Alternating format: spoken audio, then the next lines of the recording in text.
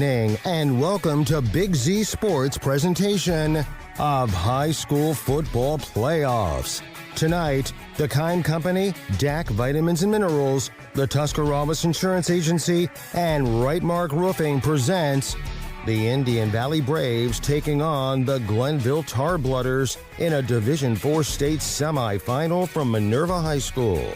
Tonight's game is also brought to you by the First National Bank of Denison, TMK Valley Propane, and Wood Electric. Now let's head to the Hartzler Quality Housing Mobile Studio for the best coverage of high school football with Big Z Sports.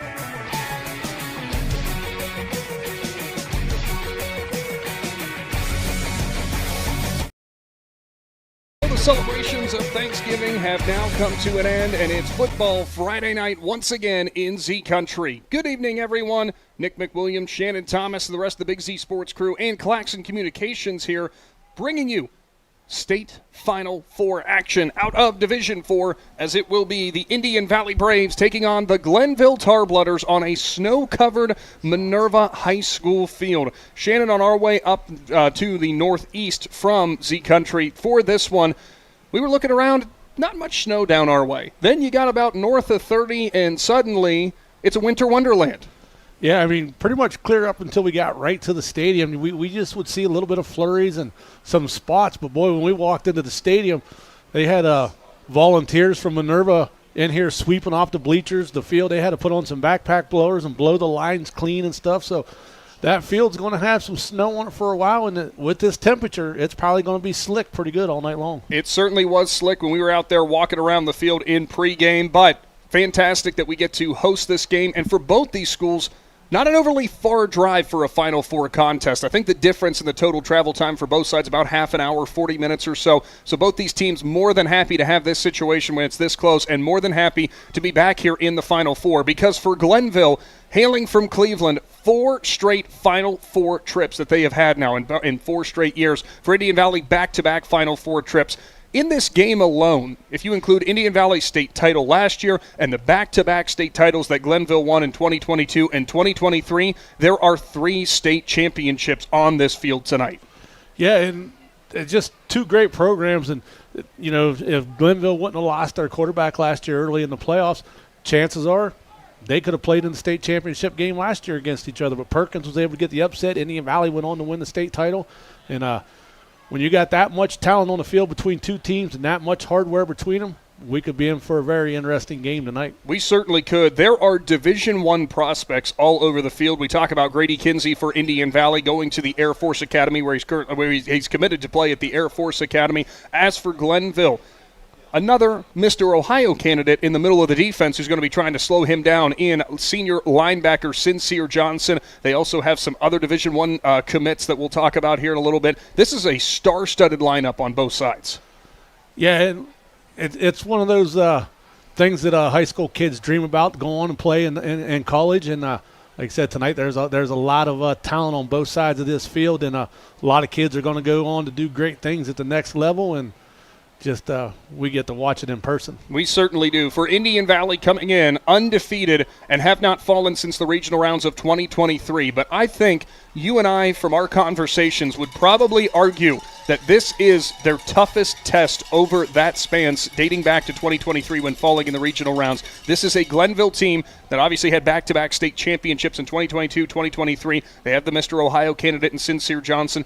All the skill, all the speed, all the strength that they present, it's probably the Braves' toughest task to date. Yeah, Glenville plays one of the toughest schedules in the state of Ohio. You know, they got 3 losses coming into this year. One of them is to Avon, the defending 2 state champion, who's still in the playoffs. The other one was Division I, St. Ed.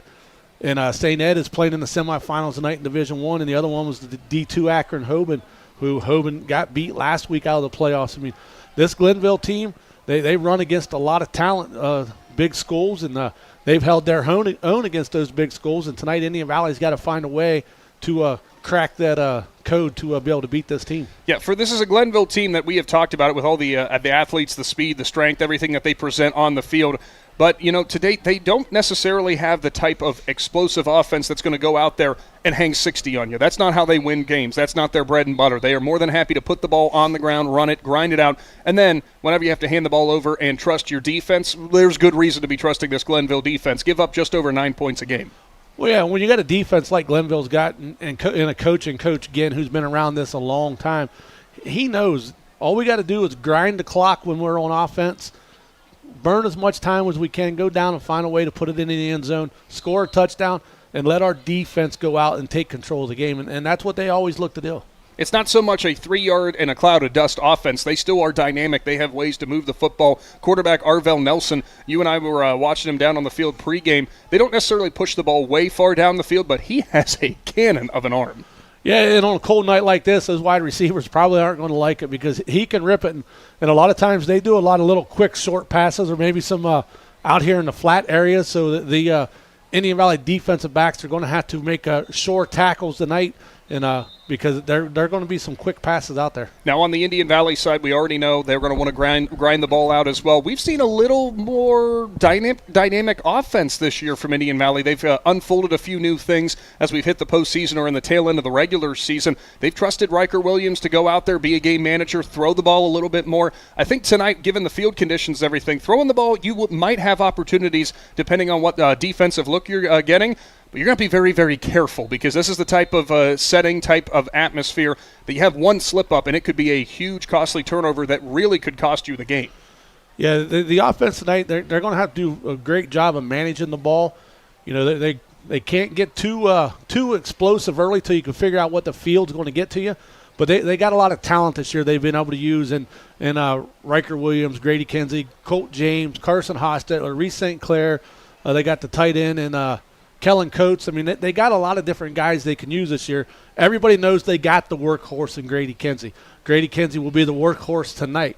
But the problem is sometimes defenses get focused on him when he's having a good game. All of a sudden, a little quick play action and hit Reese St. Clair on a little wheel route or something like that can be very big. But at the end of the night, you better protect that ball because you do not want to turn it over against this Glenville team. We will have more of a breakdown of how we see this one before we get to the night's opening kickoff. Also on the way on the Wood Electric pregame show, we were joined by both head coaches, Ted Ginn Sr. for the Glenville Tarblooders, Matt Lancaster for the Indian Valley Braves. As a reminder, following tonight's presentation of high school football here on your radio dial on the Big Z Sports YouTube channel, we will have a full replay available. OHSAA restrictions do not allow us to live stream on YouTube, but once we go off the air for our broadcast, you will be able to relive all of the fantastic moments from this one. The Final Four is here again in Z Country. High school football lives right here with Big Z Sports.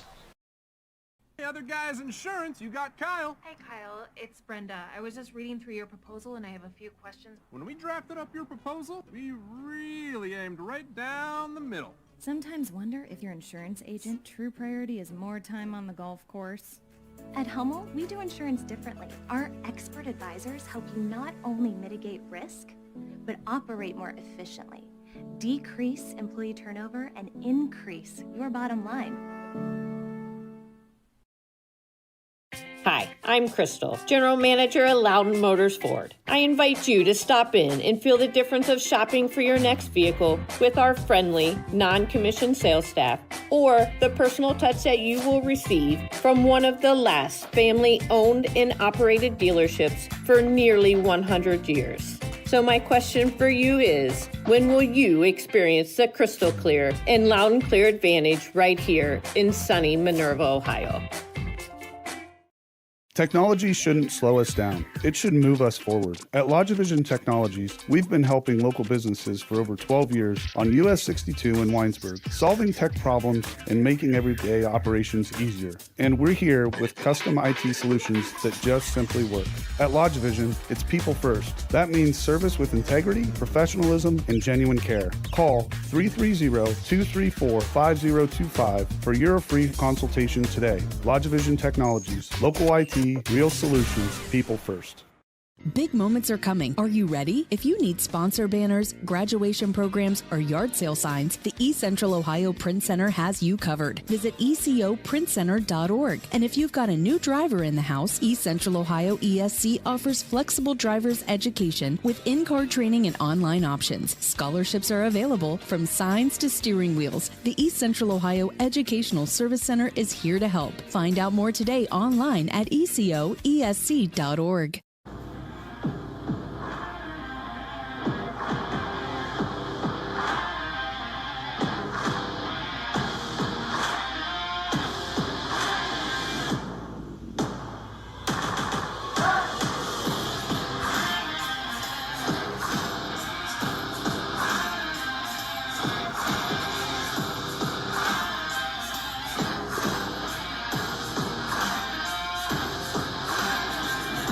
There's something special about Newtown Mall. It's more than just a place to shop, it's where the community comes together. Whether you're finding the perfect gift, meeting up with friends, or just enjoying a stroll through your favorite stores, it's a great time anytime. With local favorites, familiar faces, and new experiences waiting around every corner, there's always a reason to visit. Stay connected and see what's happening. Follow us on Facebook and Instagram or visit newtownmall.com today. Newtown Mall, a great time anytime. Newtown Mall, this town is your town.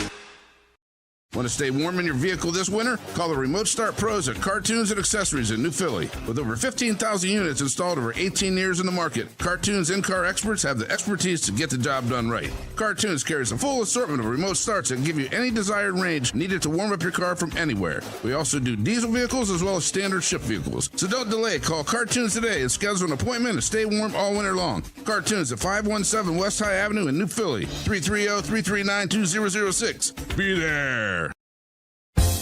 Hi, this is Jan McInturf. For the past 30 years, the residents in and around Tuscarawas County have made the call to the realtors and staff at McInturf Realty for buying and selling of residential and commercial properties.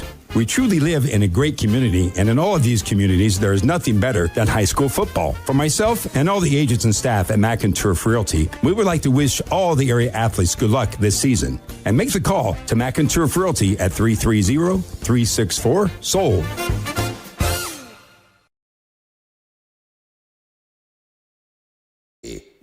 Back to Minerva here at Dr. Robert Hines Stadium, as it is the Indian Valley Braves set to do battle with the Glenville Tarblooders. Division 4 Final Four. State semifinal is here, as the winner of this contest will go on to Canton for a shot at a Division 4 state title. Both these schools recently no strangers to state championship hardware. Other game going on the other side of the bracket, which, look, first and foremost, everybody here in the stadium is going to be focused on what's on the field. But, Shannon, you kind of got to think about what's also happening on the other side of the bracket. It's hard not to, considering what's at stake in this one and who would be next if you get the win tonight. Yeah, if you're these two teams, you know everybody sitting in the stands is probably keeping an eye on that. And then once you kind of get a lead in this game, you're going to turn around and look at one of your teammates and say, hey, have you heard anything about what's going on at the Shelby Indian Hill game?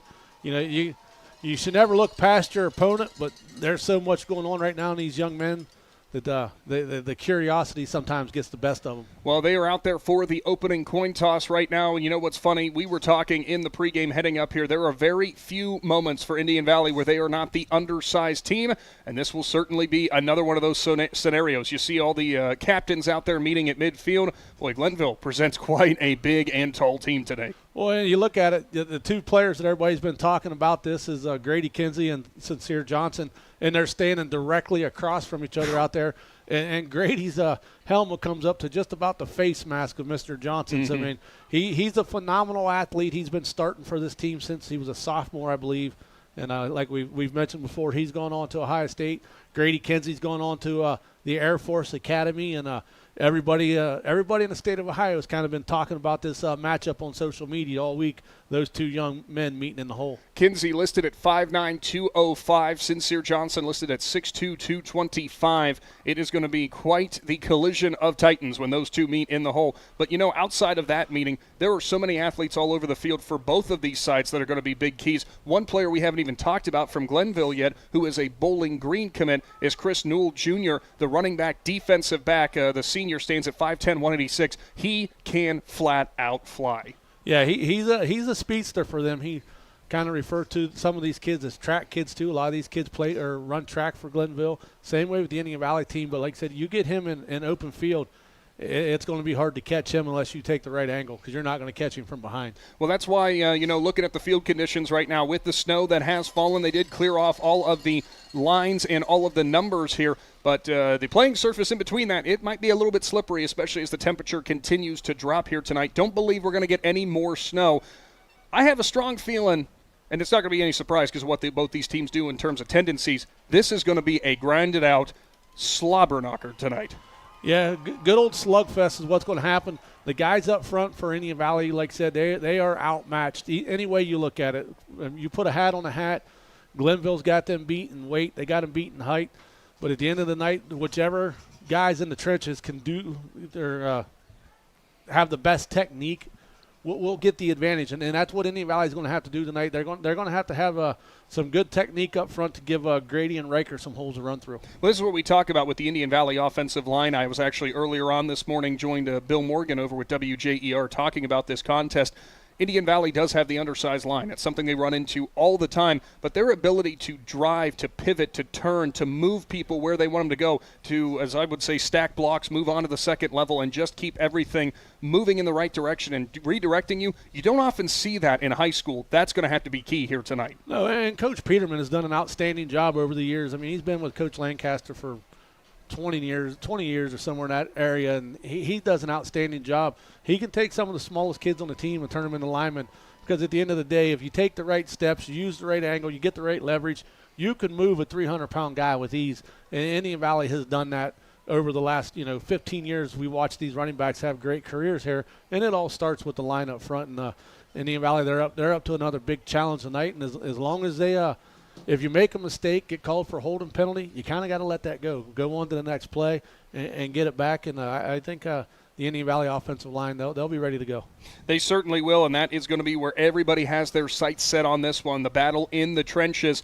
The interesting thing is the styles that both these teams play at. Indian Valley with the rushing attack, you would say, is more of the, just straight up grind it out. That's really what they do at the end of the day. But this is kind of a high-powered offense. They average better than 45 points per game. So you can't really call it any more of that old-school Indian Valley offense where it's just about, 5-6-yard carries. They can be a home run shot at any given moment. Yeah, when you got somebody like Riker Williams running your offense who does a very good job of managing the game, and then you got a guy like Grady Kinsey who's very explosive. Those two guys right there can draw a lot of attention to themselves, where a little bit of a play action will work, a little bit of misdirection, and they're so fast that if they find a seam and get through it, they're going to bust one off, and that's what they've been doing the last few years. They do a very, very good job at it, and when Riker has to, he's done a good job throwing the ball this year. He's had a few interceptions, but a lot of those interceptions where he just tried to do something late in the half and would just chuck it down the field and hope the receiver could make a play on it, which would turn into just a long punt right there. And but other than that, he's got some good weapons in Colt James and Reese St. Clair and Kellen Coates. Those guys do a nice job catching the ball, and if they got to throw it, they'll throw it a little bit. What's interesting is I say Glenville not being as high-powered of an offense, but we're talking about points of 35 last time out. Had a tough one against Mentor Lake Catholic where they got the win 14-3. Then they put up a 49-0 shutout in round one of the playoffs against Salem. They scored 41 against John Hay, 38 against Rhodes, 47 against John Marshall, 41 against John Adams, and 33 against Massillon, which they won in week one. That's kind of one of your barometer things here, right? Because you were looking at the win that Glenville had against Massillon in overtime, 33-27 to open up the year. Indian Valley blanked Steubenville 30-0 in week number 2. Those were two kind of huge statement wins early on that made you and I look at each other and everyone with Big Z Sports look at each other and say, this could be a collision course for Indian Valley and Glenville this week, and look where we are. Yeah, like I said, the points that both offenses can put up, we know they can put up points. Which one of the defenses is going to step up tonight? Everybody says that Glenville's got the advantage in the defensive category, that Indian Valley's going to have trouble moving the ball on them. Well, we've heard that before about Indian Valley. Going into the state championship game last year, everybody said, well, wait, you haven't played a defense like Perkins yet, and Indian Valley went out there and just completely ran up and down the field. I ain't saying they're going to do that tonight, and I ain't saying they ain't going to do that tonight. All I know is we got 24 minutes before we find out which team's going to be able to step up. What you're saying is this one could be a old-fashioned 9-6, 9-8 ball game, or it could be 41-40. We really don't know. And people have been asking me all week long, what do you think? all week long I had my thoughts. Every day they change. It would flip-flop all the time. And it's probably changed 3 times since I've been here tonight watching both these teams warm up. All I know is at the end of the day, you never count out a team with heart, and that's what Indian Valley's got. It doesn't matter who they're playing. They played great as a family. They do a lot of great things. Glenville has got a lot of talent on their team, a lot of athletes, and I've kind of always said you measure an athlete with a tape measure and a stopwatch, but you got to measure what's also underneath those shoulder pads and inside that chest and on that chest plate right there. And at the end of the day, it's going to be a good old football game. We cannot wait to bring you this one to you live here at 99.9 and later on the Big Z Sports YouTube channel. We'll step aside in the Wood Electric pregame show, and when we return, we caught up with both head coaches. On the way, Ted Gibbs Sr. from Glenville, Matt Lancaster from Indian Valley. Your home for high school, playoff football, and the Final Four is here with Big Z Sports. Simona Bolteron is a global leader in plastics technology, manufacturing thermoplastic products for industries such as aircraft interior parts, medical device housings, wall coverings, general thermoforming, and many more. Simona Bolteron, a company like a friend, is proud to be a part of the community and wishes all local athletes good luck and have a great year. For more information, visit them online at Bolteron.com. Simona Bolteron, 1 General Street, Newcomerstown. Let the experts at Bear Carpet One in Sugar Creek help you pick out the right window treatment for you. Bear is now carrying Alta Window Fashions. Their cost-effective, made-in-America blinds and shades come in many styles. Honeycomb, roller shades, wood, faux wood, aluminum, and vertical blinds. Even custom shutters in many fabrics and materials. Alta blinds and shades can be automated through a remote, smartphone, or even voice. Come check out Bear's Alta display. Bear Carpet One, just off Route 39 in the Salzburg Plaza in Sugar Creek. Hi, this is Zarek with Dover Philly Heating and Cooling. How healthy is the air you breathe? When air quality outside is bad, you can breathe easy inside your home with air purifiers, high-quality air filtration, and other fine products from Dover Philly Heating and Cooling. We are your local trained comfort specialist in downtown Dover, providing 24-hour emergency service since 1981. For all your home comfort needs, call us at 330-343-5511. We look forward to hearing from you. Thank you. The Tuscarawas County dairy farmers want you to know that low-fat chocolate milk is a great choice for student-athletes and hard workers. It provides the nutrition needed after practices, games, or a hard day at work, and it tastes great. Low-fat chocolate milk is packed with carbohydrates for energy, proteins to repair muscles, fluids to rehydrate, plus vitamins and minerals to help build strong bones and bodies. It's the official beverage of the Ohio High School Athletic Association. Tuscarawas County Dairy Farmers. Farms, family, food. The American Professional Truck Driving School by Buckeye Career Center offers hands-on CDL training and expert-led classroom instruction to prepare you for success. Already trained elsewhere? No problem. Complete testing on-site at U.S. America CDL Test Center by Buckeye Career Center. Register for training or to take your CDL test by calling today. Get the skills. Get certified. Get on the road with Buckeye Career Center. Are you a compassionate caregiver looking for a career with purpose? Second Family Home Care and Support Services is now hiring home health aides and STNAs. We offer competitive wages, flex time scheduling, and employment rewards because we believe in supporting the people who support others. Start your journey with a company that truly cares. Visit careers.secondfamily.com to apply today or contact them at 740-462-3152. Gillen Body Shop knows that when their business is needed, it's never planned and it can cause quite the inconvenience. That's why Gillen Body Shop makes the process as easy as possible for their customers by making sure the work is completed right the first time. Gillen Body Shop has experienced staff that give all completed work a 100% guarantee. So when those unplanned repairs to your vehicle are needed, there's only one choice. Gillen Body Shop on Cary Avenue in New Philadelphia. Find them on Facebook. The Sarchone name has always been known for truck sales, and once you see our inventory, you'll understand why. At Sarchone Chrysler Dodge Jeep Ram in Dalton, you'll find the largest selection of new trucks and SUVs in the area. Shop our inventory at SarchoneCDJR.com or stop in and visit us on the corner of Route 30 and Route 94 in Dalton. Sarchone Chrysler Dodge Jeep and Ram. Get your own at Sarchone. The state Final Four is here at 99.9 WTUZ as the Indian Valley Braves set to take on the Glenville Tarblooders, live here from Minerva and live here in Z Country. We go along the sidelines with the coach, brought to you by Lindsay Adams State Farm Insurance Agency. Head coach for the Glenville Tarblooders, Ted Ginn Sr. Coach, a fourth straight year into the Final Four for the Tarblooders. I'd say it's things are rolling pretty good up there in Glenville. No, we're doing okay. You know, we was in this position last year and we fell a little short, so, you know, we got to try to make it up today.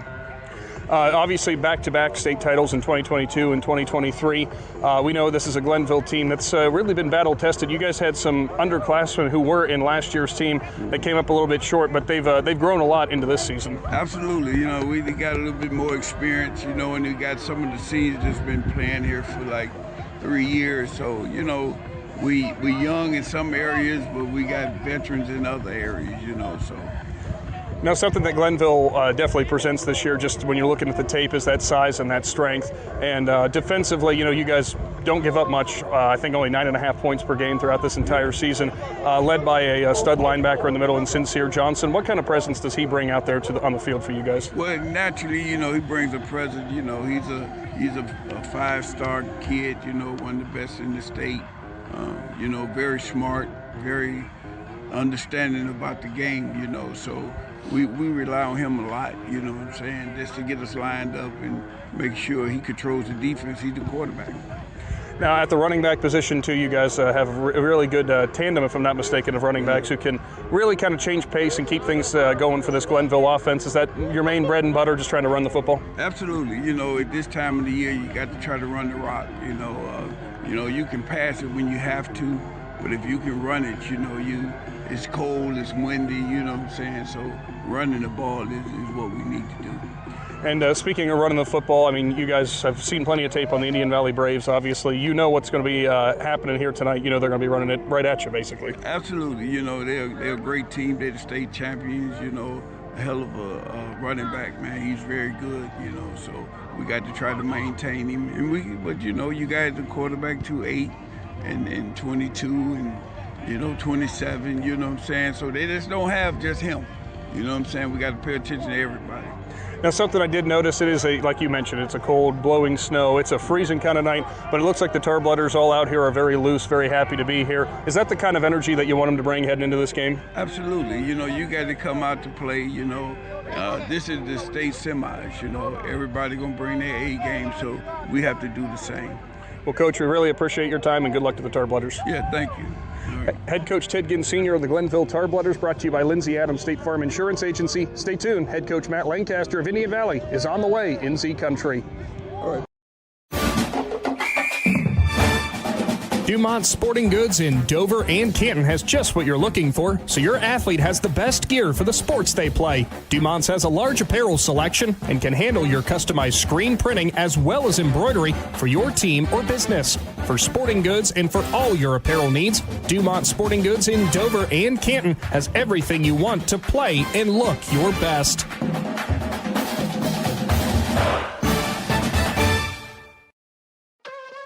Hey, wake up. New drinks just dropped at Wendy's. Cold foam, cold brew coffee, and sparkling energy. Both the caramel and the chocolate cold foam are just, so good. And the pineapple citrus and cherry limeade sparkling energy each have 80 to 120 milligrams of added caffeine. So whether you need a treat first thing or to just stop yawning already, mornings hit different. To pick up a new pick-me-up, gotta be Wendy's. At participating U.S. Wendy's. All the talks we've had over the years, including what you've told me about not using alcohol and other drugs, they stick with me. And believe it or not, they really do make a difference, especially at times that matter most. Hey, want a drink? No thanks, I'm good. So thank you, Dad, for talking and preparing me for what's ahead. Thank you for talking. For more information about talking with your kids about underage use of alcohol and other drugs, visit underagedrinking.samhsa.gov or go to empowertusk.com. USP Sandblasting and Painting specializes in sandblasting, painting, high-quality graphics, decals, banners, and signs. Whether you have a one-time job or a company that needs multiple graphics, USP provides design services to create the attention-grabbing designs tailored to fit your needs. Since 1986, USP has offered sandblasting and painting services, providing customers with high-quality products and results. Give USP Sandblasting and Painting a call at 740-254-9061. When you think pizza, think Amici's Pizza with locations in West Lafayette and Janaden-Hutton. Amici's Pizza offers you your favorite traditional pizzas, as well as specialty pizzas, subs, wings, and salads. Everything from the dough to the sauce is made fresh daily. There's just something different about a pizza from Amici's. Try one today in West Lafayette or Janaden-Hutton. Big city taste for a small city price. Learn more. Find Amici's on Facebook. Adventure starts at Addy Polaris in New Philadelphia. Whether you ride Polaris or Can-Am, they've got the machines, parts, and service to keep you rolling. Their certified technicians handle everything from first service to full service, plus tires and repairs on most major brands. Family owned and trusted since 1955, Addy Polaris is your go-to power sports destination for Ohio and beyond. Stop in today or give them a call at 330-339-3351. Addy Polaris LLC, where your next adventure begins. U.S. Bagging provides the pipeline industry with filled bags and superior service by delivering pre-filled sandbags and other pipeline products to your job site 24/7. This saves you time and money. It allows you to focus on getting the job done. U.S. Bagging is also anchored to their communities. They'll soon celebrate 10 years at their Janaden-Hutton location. They're proud to be a sponsor of this high school broadcast and excited to support the athletes of the Indian Valley Braves for their hard work and dedication. Go Braves! Hungry? Swing by Tusky Deli, right in the heart of Tusky. They have the lowest prices on deli meats and cheeses, a fully stocked freezer and cold food section, and delicious grab-and-go sandwiches, wraps, salads, and more. And now, every Friday, they are firing up their brand new pizza oven for made-to-order pizzas that are hot, fresh, and unforgettable. Stop in, stock up, and taste the savings. Check out everything they offer by finding the Tusky Deli on Facebook. Tusky Deli, local, fresh, affordable. High school football and the Final Four is here in Z Country. Live at 99.9, it is your Wood Electric pregame show as the Indian Valley Braves set to take on the Glenville Tarblooders live here from Minerva and Robert Hines Stadium.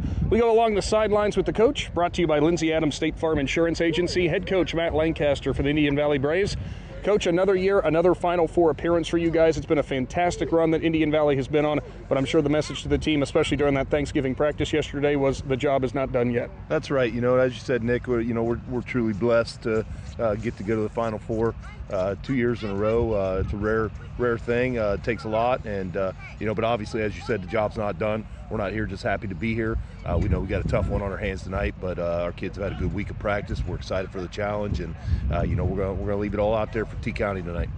Now, I had to laugh because, we've dealt with some colder weather as we get into the playoffs. You expect that.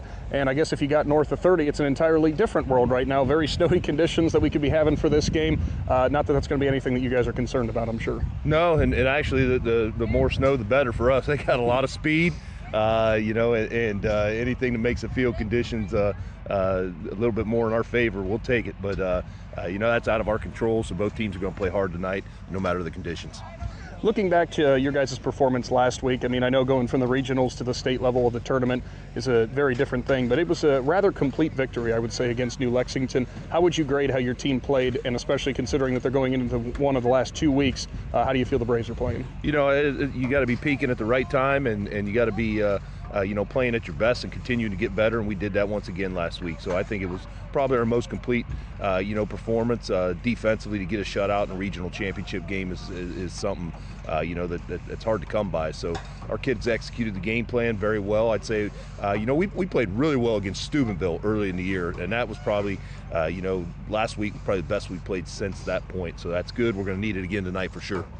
Now, another record broken for Grady Kinsey. Only needed the one touchdown to get the total touchdowns record in OHSAA history. We know what kind of performance he had, but I definitely wanted to single out who was our McInturf Realty Player of the Game was Reese St. Clair. Reese had some great numbers offensively, but really what stuck out to us was his defensive play. New Lexington had some moments where some runners were definitely in some open space, but Reese broke down, got down there quickly, and took him down. That open field tackling, that's going to be huge here tonight if you guys can have that. That's huge, and Reese had a really good year for us this year. You know, a role player last year and then coming on as a starter this year. He's continued to get better, and we've asked more and more of him, you know, as he's proven what he can do. And as you said last week, he had a big task. He was, you know, covering their best receiver for the majority of the game, and I think limited him to 2 catches. You know, he's been a really good tackler defensively, and he's done some nice things for us offensively too to take the pressure off of Grady and Riker. Now, looking across the field at Glenville, this is a program that in 2022 had their first state championship in school history, and since then they've had 4 straight Final Four appearances. This was a team that you guys could have taken on in the state championship last year, but Perkins got them. This is a Tarblooders team that I know you guys know is very skilled. Yeah, you know, they got D1 talent, you know, throughout their roster, and they're very well coached too. You know, that makes it even tougher when they got really good players and they do things right. Then you know it's going to be a real big challenge. So definitely they're going to be bigger, faster, and stronger than us across the board. More talented, more athletic, and you know, our kids are going to have to come together and play. They're going to have to play together. They're going to have to fight and play physical and do what we do. And the last thing for you, Coach, after that Thanksgiving practice, the second straight year you guys got to do that. What was the overarching team message? I know seeing all the community come together and get to enjoy that was really big, but what did you tell your team before they broke? You know, just how blessed we are to be in this position. There's only 28 teams playing football right now in the state of Ohio, and you know, here we are with the opportunity to do it again. But at the same time, our job's not done. You know, we're gonna come out, we're gonna play hard, we're gonna do what we do and play physical. No more pressure. You know, when you get to this point, then kind of the pressure's off, and let's just go play. And as long as we play our best and we leave it all out there, then you know, that's all we could have done. Every team is really, really good at this point. So, you know, we're just going to give it our best shot. Hopefully we play our best football tonight and come out on the winning side. Always appreciate your time, Coach, and of course, good luck to the Braves. Thanks, Nick. Head coach Matt Lancaster for the Indian Valley Braves, brought to you by Lindsay Adams State Farm Insurance Agency. Stay tuned. Your night's opening kickoff in the Final Four is on the way from Minerva. Kinsey Excavating and Trucking is a family-owned and operated business in New Philadelphia. KET is a general contractor. They provide services to commercial and municipal clients. They employ local union operators and laborers. KET is dedicated to providing outstanding work using the latest technology and employing local individuals to positively impact Tuscarawas County and the surrounding area. Kinsey Excavating and Trucking proudly supports the Indian Valley Local School District and wishes all area athletes, musicians, artists, and students a successful season.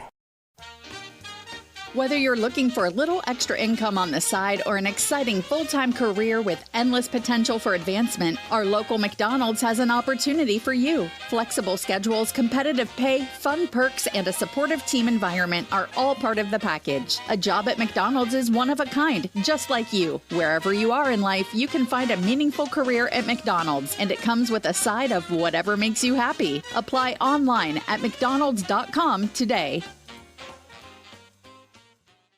Tales Minerals LLC is a locally owned, family-operated business in Denison, Ohio. They manufacture premium deer minerals and feeds built to improve herd health, boost antler growth, and keep your sites active all year long. At Tales Minerals, it's not just salt in a bag. Every formula is professionally blended and registered through the Ohio Department of Agriculture to ensure your herd gets real results. Do it the right way, not the easy way. Visit talesminerals.com today. Tales Minerals LLC, built on faith, proven by results. 5-star quality, 5-star service, 5-star satisfaction. Hi, this is Chandy Salisbury with Riverside Manor Nursing and Rehabilitation Center. We are proud to be the area's only skilled nursing facility with these elite ratings. Locally owned and operated since 1978, Riverside ranks in the top 3% of nearly 1,000 Ohio facilities for outcomes, return-to-home success, and customer satisfaction. With on-site therapy 7 days a week, we help you recover quickly, safely, and confidently. Call me today at 740-498-5165 to learn more. It's game time, and your pizza shop has you covered. Grab all your favorites, pizzas, oven-baked subs, crispy chicken dinners, and so much more. And during the game, score big with a large one-topping pizza for just $6.99. Stop by your pizza shop, 152 Front Avenue Southwest, New Philadelphia, or call 330-339-4888 to order now. Don't forget to follow them on Facebook for all the daily deals and specials. Your pizza shop, hometown flavor, game day favorites. Fall is here and those leaves aren't going anywhere on their own. Let Wolf's Lawn and Landscape Solutions handle your leaf removal and trimming so your yard looks clean and ready for winter. Then when the snow starts to fall, stay cozy inside as Wolf's residential snow removal program will take the stress and the shovel off your hands. From fall cleanup to winter care, Wolf's keeps your property looking its best all year long. Call Wolf's Lawn and Landscape Solutions today, 330-204-3933. Old Town Tavern in Tusky offers you a menu full of choices, all cooked in their wood stone brick oven over an open flame, which provides layers of flavor to each dish served. Taste the difference with the pizza, sandwich, brick oven pasta, and the popular choices of steak or chicken. Old Town Tavern is open Wednesday and Thursday, 4 p.m. to 11 p.m., Friday and Saturday, 4 p.m. to 1 a.m. To see all Old Town Tavern has to offer, find them on Facebook.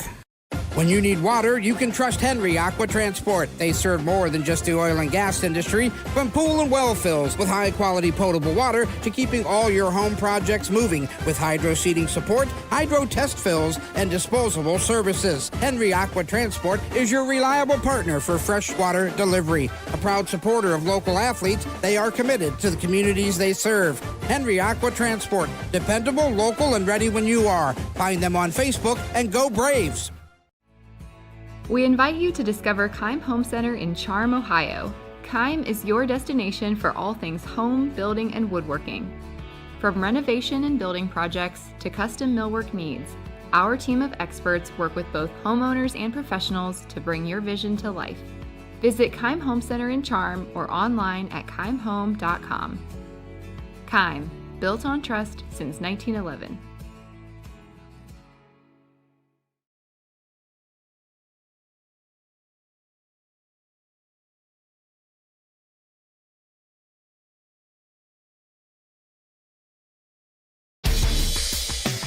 Back to the field with Big Z Sports.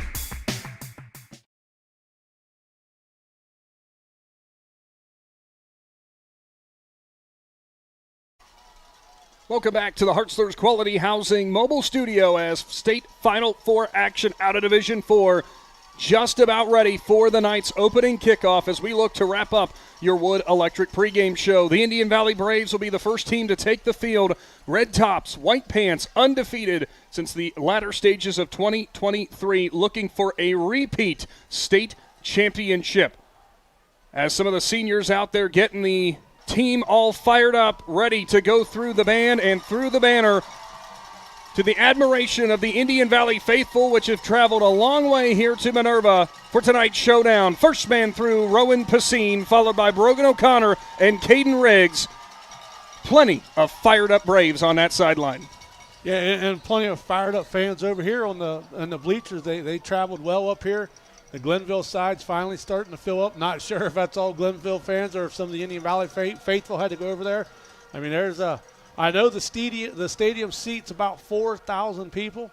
Well, I don't think there's very many seats open. If there are any at all. Got people all along the fence on both sides. The end zones are filled. So a lot of people here wanting to watch this football game. A lot of people in the area wanted to come see how good Glenville is. And we're 59 seconds away from finding out all those answers. The Glenville Tarblooders take the field. White tops, white pants for them as they all kneel in team prayer. Head coach Ted Ginn Sr., he has been doing this a long time. Shannon, it was a long time coming for Glenville to capture the 2022 state crown. Followed it up with a 2023 state championship as well. Since then, a lot of them say that they kind of missed out on an opportunity last year by falling to Perkins. This could be viewed in some ways as their opportunity for revenge because they didn't get the chance to take on this Indian Valley team in the state title. Well, yeah, there's a lot of social media websites you can get on and read stuff, and some people have made it clear that Indian Valley took their championship last year, and they're looking to get that back tonight.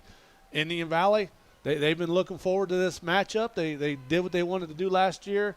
They conquered everything. They won the state championship, first in school history, first in county history, and they're back in the state semifinals. They want to show everybody that it was no fluke. They made it back this far, and both of these two great teams are going to play it out tonight. Indian Valley head coach Matt Lancaster embraces senior running back Grady Kinsey on the sideline before tonight's opening kickoff, and it will be the Glenville Tarblooders who will receive the second half kickoff after winning the toss. Shannon, they're going to make Indian Valley go up against that vaunted defense to start things off. No surprise there at all, and also take one of the Braves' best weapons out of their hands, which is that drive to start the third quarter. You know, and that's what Indian Valley's always done. They've always wanted the ball in the second half. And a lot of teams, when they go up against Indian Valley, if they win the toss, they're like, nope, we're taking the ball. We don't want your offense on the field. Well, when you got a defense like Glenville's got, Coach Ginn's like, let's give them the ball. Let's set the tone early. Indian Valley's going to try to capitalize on Glenville giving them the ball. Cartoons of New Philadelphia kickoff is on the way. There are 28 games statewide going on tonight in the Final Four, and we've got one of them right here in Z Country. Ball is in the air, and we are underway as it will go and roll back to Carson Hostetler, who will let it bounce and roll all the way back into the end zone for a touchback. Hostetler did not want to try to get the hot potato off the ground. That one just skidded and skipped. Probably the right call there, Shannon. He was expecting a bounce, but the snowy field did not let that happen. Yeah, a smart play by Hostetler just to jump out of the road. He's seen it, had enough speed to get it in the end zone. He let it go. Once it crosses the goal line, it becomes a dead ball. If he tries to field that and he can't get it picked up clean, he's going to have players on top of him in a hurry. So the Indian Valley offense will start at their own 20-yard line, led by junior quarterback Riker Williams, senior running back Grady Kinsey. It's an offense that scored better than 45 points per game. Kinsey in the backfield, and Mr. Ohio candidate, 2 record-breaking performances this year for him. They will go 0-2 as they motion a man to the right to the slot. Direct snap, Wildcat. Kinsey looks for room. Right side is met off the right edge and almost nowhere to go. Maybe a 1-yard gain as the Glenville defense collapsed right on him off the right tackle. Yeah, it looked like Jordan Johnson, number 1, was the one that got in there and made the tackle. Senior, 5'8", just able to get off the block and get in there and cut him down quick. Johnson, not an overly large player, but fast to the ball, a senior leader in this secondary for the Tarblooders. They are not expecting a whole bunch of passing from Indian Valley today, but they will be spreading things out here as they go 3-0 this time. 3 wide receivers left. Shotgun. Williams will have Kinsey to his left as Williams digs into the ground to get some footing. He'll fake the throw. He's going to do a read up the middle and is met in the hole, but still fighting for more and still up on his feet. Driving forward and getting all the way down that time to the 27-yard line. A 5-yard pickup, and that might be the most gutty 5-yard pickup you've seen because he got hit in the middle. It might have been Sincere Johnson who hit him. Yeah, he got hit pretty quick, and like you said, he bounced off and he kept his footing and was able to drive forward. Indian Valley offensive line got behind him and kept pushing the pile. Quick third down here. Braves do not want to go 3 and out to start off this ball game. Just a minute in here from Minerva High School and Dr. Robert Hines Stadium.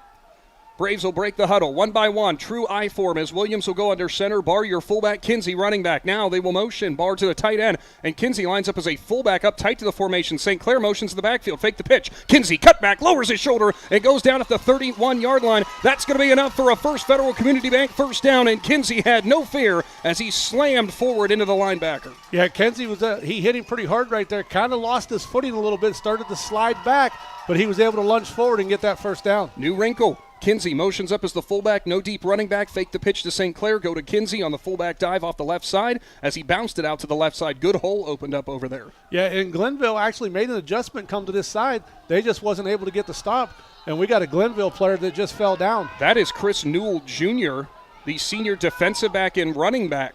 So we'll take a Cush Financial Group timeout for injury. Big Z Sports is back right after this. This is Brian Williams, commercial lender with the First National Bank of Denison. The day you decided to open your business, you planted the seed. As your roots become stronger, the First National Bank of Denison is here to help your business grow. Strong businesses make strong communities, and because we live, work, and raise our families here, your business benefits us all. Whether you need more space, equipment, or inventory, come see us today for your next business loan. We are a local bank with local decision makers, and your success is our greatest reward. At the First National Bank of Denison, we have our roots where others have their branches. Equal housing lender, member FDIC.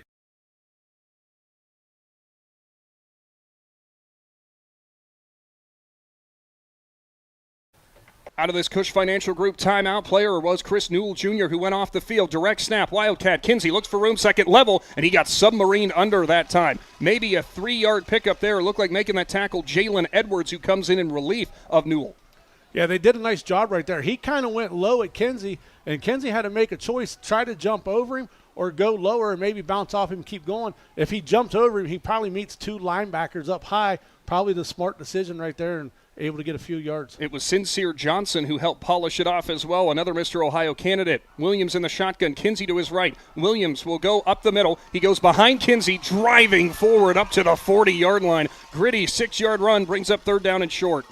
Yeah, nice run right there. Just Kinsey with an explosive lead block right there, and Riker's able just to keep his feet and drive forward. That's what we always say about Kinsey. You see the strength, you see the stiff arms, you see the trucks. His explosiveness is what leads to all that. It's not just the strength. No, and that's what you got. You got to play as a team right here. If Kinsey knows that they got to do something different, he doesn't care if he don't get the ball. One of his teammates can do it. Ball at the 40-yard line, 3rd down and 1. I form. Williams will go under center. Hard count. Glenville won't bite. Now they'll go with a quick snap, and that's a false start. I don't know who got started early, but they said somebody leaned on the hard count. Brogan O'Connor puts his palms up in the air and wants to ask who it was. Now 3rd down gets a lot more complicated. Yeah, now it's going to be big, and this is the type of stuff right here that good defenses feed off of. So Glenville, they're excited they're going to move them back, so now it's going to be about a 5.5, 6-yard gain. You'll have to check out the Big Z Sports YouTube replay later on tonight to figure out who was the one who jumped. I think O'Connor might have done that because it might have said 55 was the jump. So now 3rd down and 6, what was going to be an easy, well, shouldn't say easy, but what would have been a relatively easy play call now gets that much harder. They'll go 1 by 3 and leave Williams by himself in the shotgun. Kinsey is a tight end off the right side. A lot of pressure. Williams steps into the throw down the field, in and out of the hands of Colt James. Couldn't corral it as it was a high throw. Now 4th down and 6 in punt time. Yeah, Indian Valley's going to have to punt it. This will only be about their 4th punt of the year, and that was, like I said, the play was there. The ball was just a little too high. James skied for it, had a defensive back on his back, but couldn't get it as it went off of his fingertips. A very hard ball tonight because it is such cold temperatures and slick as well. One man will go back deep for Glenville. They have a very dangerous punt return game. We've seen that a couple times this postseason. Looks like it's Jalen Edwards, the sophomore, their returner. Carter Neff to punt it away. Pressure, but he boots it away with the left foot. Coming up and grabbing it on the run is going to be the returner. Nice juke as he'll get around one. Second one move as well. He's at midfield. Now at the 45. Grab, still fighting, on his feet. And the pile still pushes forward all the way down to the Braves' 40-yard line. What a return that time for Edwards, as plenty of whistles here. And they're going to say down by contact. There was some conversation as to whether or not there was a fumble. The Braves went into the pile, ripped at it. A back judge who was away from it says it was down by contact. Yeah, and I would have to watch the replay. I don't know if he was down by contact. They wasn't letting him fall, and I think whenever they ripped the ball out, he fell backwards. We'll have to wait and see, though, as to that replay later. Now another official will come in. Actually, they just have to flip sides. So it will be Glenville ball with a short field. A dangerous Tarblooders offense takes the field for the first time. They'll line up with senior quarterback Arvell Nelson in the pistol. He'll have 2 running backs in the backfield with him. Lorenzo Smith lines up back with him, and 1 offset to the left as well. Nelson, and wow, everybody moved. Everybody moved but the center and the quarterback. Yeah, I didn't know they were ever going to blow the whistle. The ball was still sitting there, and everybody was running around. A little miscommunication on the snap count, so that will move the Tarblooders back 5 on 1st down. As the crowd got loud right there, you seen a bunch of white towels getting waved in the air. Got to thank Henry Aqua Transport. They donated some towels to the Indian Valley Faithful for tonight's game.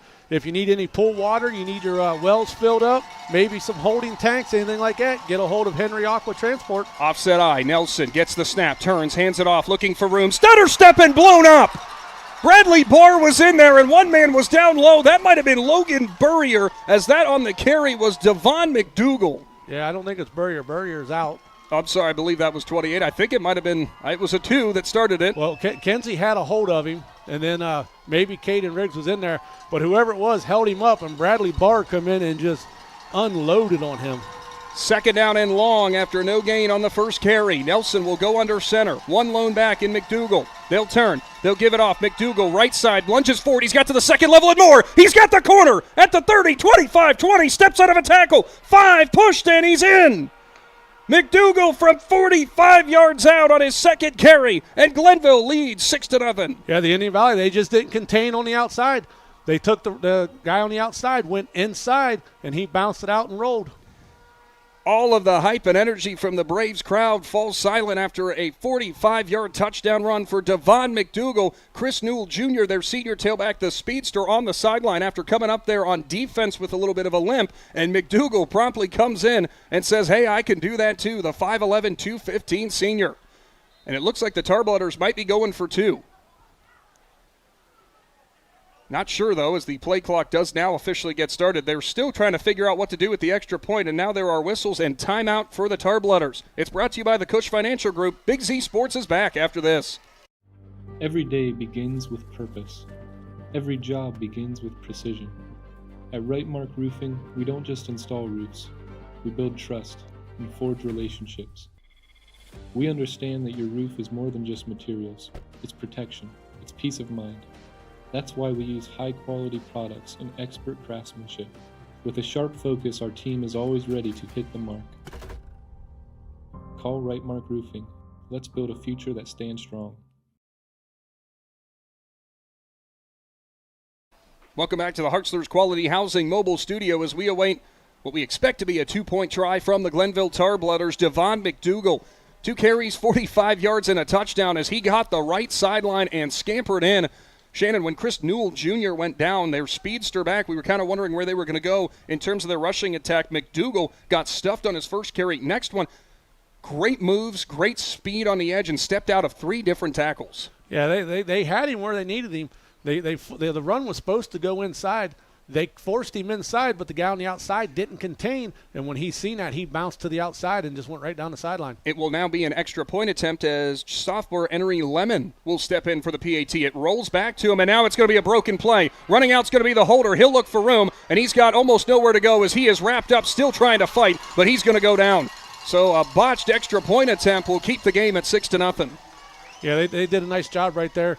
Didn't let him get anywhere where he could make a clean throw. And the receivers, that scramble drill in that scenario is not a fun one to have to go through. We saw Indian Valley have that happen in the state title game when they ultimately were able to convert to. That ended up being a huge 2-point conversion. Colt James got the reception, but for Glenville did not work out that time. You know, to tell you how many athletes or how many different players on Glenville's team that can play, as soon as the play was dead down there and the whistle blowed, the return team was already lined up and ran straight out in line and was sitting here. Where over on the Indian Valley side, a lot of kids got to play special teams. They got to play defense and offense, so they don't get breaks like the Glenville team does. Cartoons of New Philadelphia kickoff upcoming as Lemon will kick it off deep again. 2 returners back deep for Indian Valley. Braves offense is going to have to find an answer here as they trail early 6-0. 7:22 to go here in the first quarter in this Final Four out of Division IV showdown. Brought to you in part by the Tuscarawas Insurance Agency. Hands are in the air. Lemon is ready. And will walk up slowly to the ball and will now boot it deep. And it's going to be a low one. Off of an up man, a scramble for it. 2 Braves returners will fall on it, and it will go down at about the 36-yard line. Not sure who the up man was who it bounced off of, but he was quick to scramble back towards it. I believe that was Boston Braun. Yeah, and the thing is, I don't know. And now a flag from the Glenville sideline. Wonder if it's a sideline warning. No idea what that would be because the play was well over at that point. Players were taking the field. Could be a sideline warning if somebody was coming on the field, made contact with an official just as he was trying to run down the field. And it is going to be a sideline warning. First infraction is just a warning. Next one will result in a flag. Pretty early in the game to get your first warning. What was weird is it was after the play was over. You don't normally see that. Braves ready to go on offense. They'll go shotgun again. Kinsey, right hip of Williams. 1 by 1. Now a motion man from right to left as Pacine will go into the slot beside Carson Hostetler. Williams gets his line set, and now there are flags. They're going to say a Braves player moved, and somebody drops their head. Sure enough, they did. Boy, unforced errors, not something we've seen from Indian Valley a lot this year, and those you cannot have in this type of game. Not sure who it was who flinched, so now it'll be 1st and 15. Looked like it might have been Jaron O'Connor who was checked into the game. Yeah, and we said that. Coming in from last week, they had quite a few penalties in the first half of last week's game, and they're not starting off good here. Braves will break the huddle. Now they'll go one by one to the original formation before the motion man. Williams with Kinsey. Offset to his right. Pacine will motion into the slot on the left again. Williams ready. Kinsey might be your Wildcat running back or quarterback, and he is. He'll look for room, and he is swallowed immediately. Everybody from Glenville collapsed. Sincere Johnson was in there, as well as, I believe, Uriah Weber. And I don't know if Kinsey even got past the line of scrimmage. Maybe a 1-yard gain. Yeah, they just did an outstanding job reading the keys right there. The first time they came out with that formation, Pacine went in motion. They shifted their defense. They pretty much knew Indian Valley was going to come out and go with that play again. So they went ahead and just set up their defense where they were. They kind of knew where that play was going, and they all ran to that point. Braves break the huddle one by one. They'll bring 2 running backs now flanked either side of Williams. St. Clair left, Kinsey to the right. Motion, Bradley Barr at tight end from left to right. Williams play fake. He'll roll to the right. Wants the throwback screen. Going to throw it down there. Kinsey's there. Makes the grab at the 45 and is tripped up and falls down at the 44. What a tackle from senior Jordan Johnson, because that one could have been a house call, but it is a First Federal Community Bank first down. 16-yard pickup on the throwback. Yeah, just a little high right there for Kinsey. He had to go up, so when he spun around, he kind of had to try to get his footing back. And like you said, the defender was able to come in and kind of just get an arm on him and finish him off. Down to the 49-yard line. Braves around midfield as Kellen Coates will check in at tight end. They had the deep man in St. Clair scouted out, but they had nobody covering Kinsey. Short. Barr lines up as a fullback up in the formation. Williams motions right. Kinsey, Wildcat, looks for room. Right side, cutback, runs into the defensive lineman. He's held up, and he's pulled down at the 49-yard line. A 2-yard pickup for Kinsey, and 2 players, one for Indian Valley and one for Glenville, were way down the field locking horns. You know, Brogan Wilson, the defensive tackle, he took his guy 12 yards downfield, but the problem was the play was already over. Wilson, a big right tackle for Indian Valley, at least the biggest offensive lineman on Indian Valley's side, but they have some big boys in front of them that they are dealing with today in Glenville. Braves break the huddle with a true I form misdirection. Kinsey cutback, like jumps on the pile, and he got hit from the side by Johnson, and what a shot. Both of them come up, kind of shaking the cobwebs out. 3-yard pickup brings up 3rd down and medium. Yeah, the defensive lineman did his job right there, and he pancaked the offensive lineman. Kinsey didn't even have time to try to get through a hole. He had to hurdle him, and him and Johnson met in the air. Well, there you go. We said that was going to be a fun meeting when they hit, and there's nothing left to be desired after those two made contact. No, they both jumped up. Johnson shook his head a little bit, so it was definitely a hard hit in the center. 3rd down and 5. Shotgun, 1 by 1. Barr motions to the right as a tight end. Kinsey, right hip of Williams. Motions Hostetler from left to right. Williams just a direct read up the middle. He's got a couple. He pushes forward, maybe the 45-yard line. And now something happened here on the near side. Not sure what was going on. A 2-yard pickup there for Kinsey brings up 4th down and short. Indian Valley faithful were not happy. No, it looked like a Glenville player might have had a hold of a lineman's face mask and kind of spun him around a little bit. And I think the officials were all watching the pile, and the Glenville player hurried up and threw his hands back. And for the first time this year, we'll see the Braves do back-to-back punts on an offensive attempt, as we'll have 2 returners go back for Glenville. Carter Neff will line up to punt again. Tarblooders only needed a handful of plays to score the last time, and there's a false start. Boy, Indian Valley is all kinds of out of sorts right now and jumping early. Yeah, and the officials are going to talk. And maybe, are they saying they were baited offside by a hard count from the line? And nope, it does not look that way. And sure enough, it will be the Braves to back up 5 yards as they'll go to the 44-yard line. Does give Neff a little bit more room to put some more leg into it to try to hopefully pin them backwards.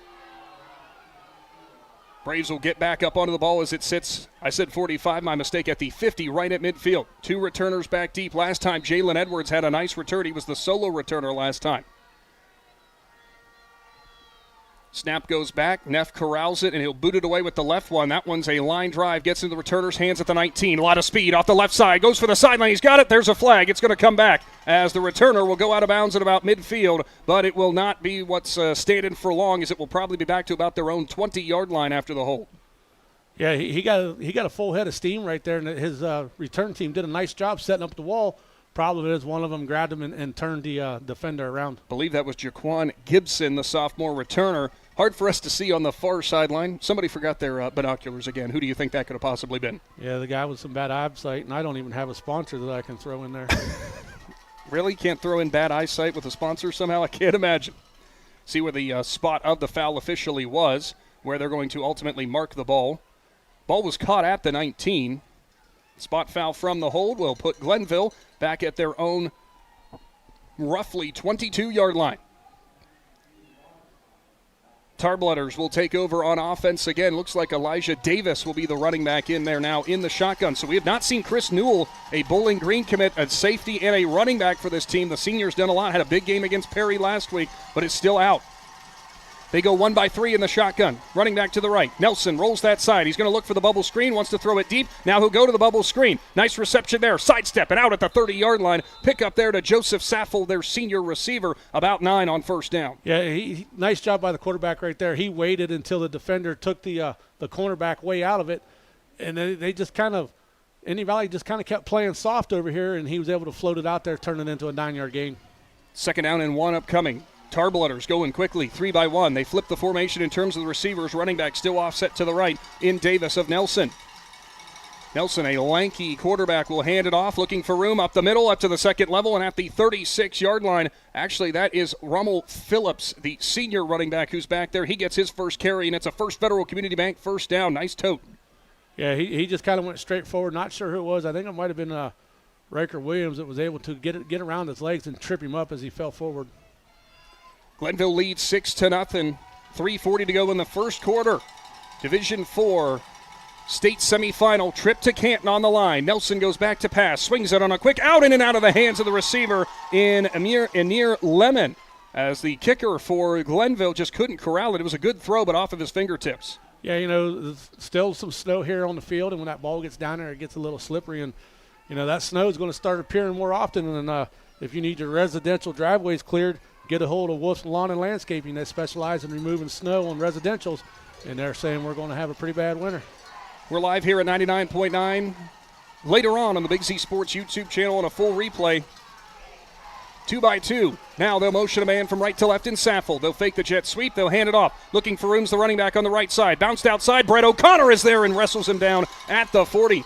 Still a 4-yard pickup there for Rommel Phillips, but a nice job there by O'Connor to shed a block and keep on fighting down the field to hold on to him. Yeah, O'Connor really did a nice job because he actually went towards the inside first, and that's how they was able to wrap him up in the block, and then he realized he was going to bounce it. He was able to get off of that block and get out here and get in front of him. 3rd down and 6, a very key 3rd down here in the early goings. They'll go 3 by 1. Right hip of Nelson is Phillips to the right side. Nelson gets the orders in from the sideline. Motions a man from left to right. Fake the jet sweep. Riker Williams is in the backfield, and it's a tackle for loss.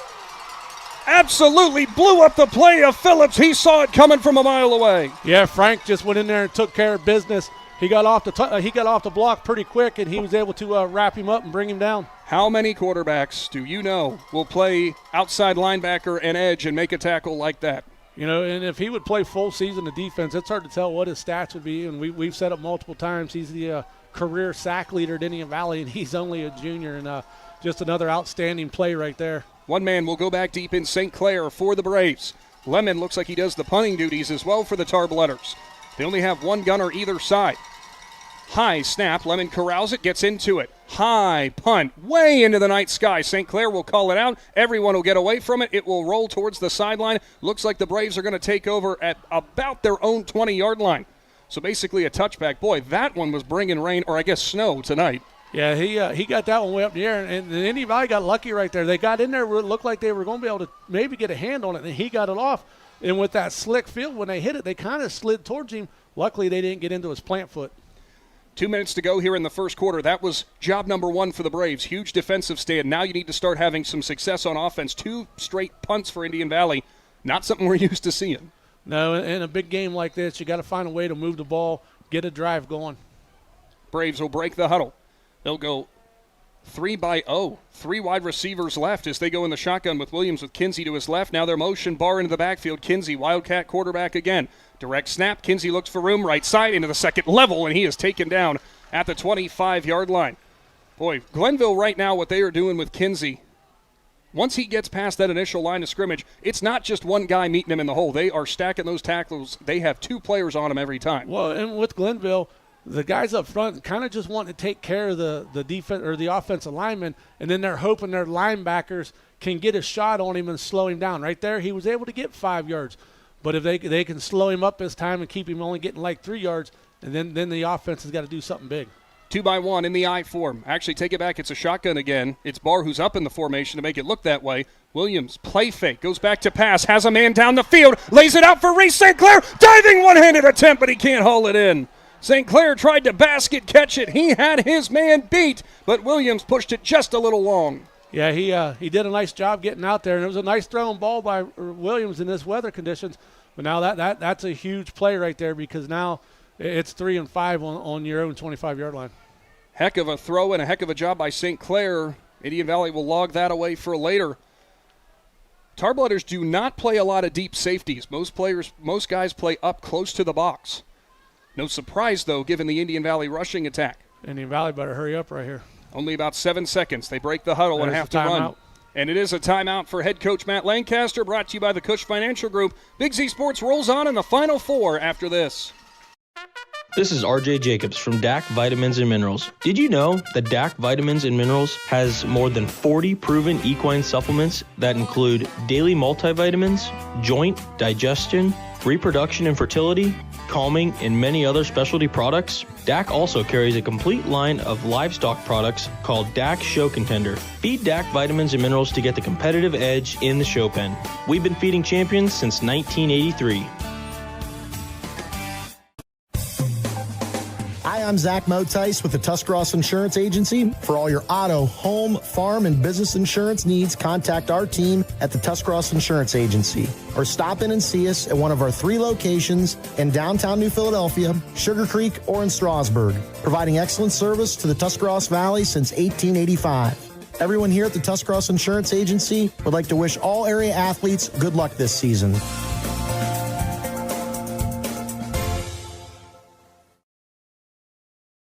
Welcome back to the Hartzler's Quality Housing Mobile Studio. 1:13 to go here in the first quarter. Braves facing a 3rd down and 5. They trail 6-0 in the first frame of this Final Four. They'll go shotgun. Williams has Kinsey to his left. Motion man. They'll fake the handoff. Williams going to roll out. Has a man down the field. It's Carson Hostetler, and he hauls it in all the way down to the Glenville 40. The Braves dialed up 2 back-to-back post shots, and this time they find Hostetler down the field. Yeah, and that's got to give Hostetler a lot of confidence right there catching that ball. You know, he's had a rough couple games when it comes to catching them deep ones, but he did an outstanding job right there because that ball was actually wobbling a little bit. Looked like a little wounded duck once it got up in that wind, and he did a nice job getting there. 35-yard pickup and a first federal first down. Now, if you're the Glenville sideline, you're thinking, where is this coming from? I thought this team just ran the ball. Yeah, and now it's going to maybe start pulling them linebackers back a little bit, and that's what Coach Peterman and Coach Lancaster want to do, neutralize those linebackers. I form, handoff, Kinsey looks for room, met in the hole, spins off of a tackle, and he got the line of scrimmage, maybe one, as he is dropped again. Yeah, they met him in the backfield. One of the defensive linemen did an outstanding job. He just discarded his offensive lineman right there, and I was able to do that, and I think Coach Lancaster's probably going to let the clock run out. Clock down to 18 seconds here in this first quarter, and they will wave the Braves over. 6-0. Braves are driving. Indian Valley trails in this Division 4 Final Four showdown. Your home for high school playoff football is right here with Big Z Sports. At Hartzler's Quality Housing, we believe a home is where families grow, memories are made, and futures are built. For 47 years, we've stood by the values that matter most: honesty, trust, and a commitment to our community. Our goal is to provide affordable, reliable housing solutions. We don't just build homes, we invest in the future by supporting local student athletes and the schools that shape tomorrow's leaders. Whether it's on the field or in the classroom, we're proud to stand with our youth and the families who cheer them on. Hartzler's Quality Housing, built on trust, committed to community.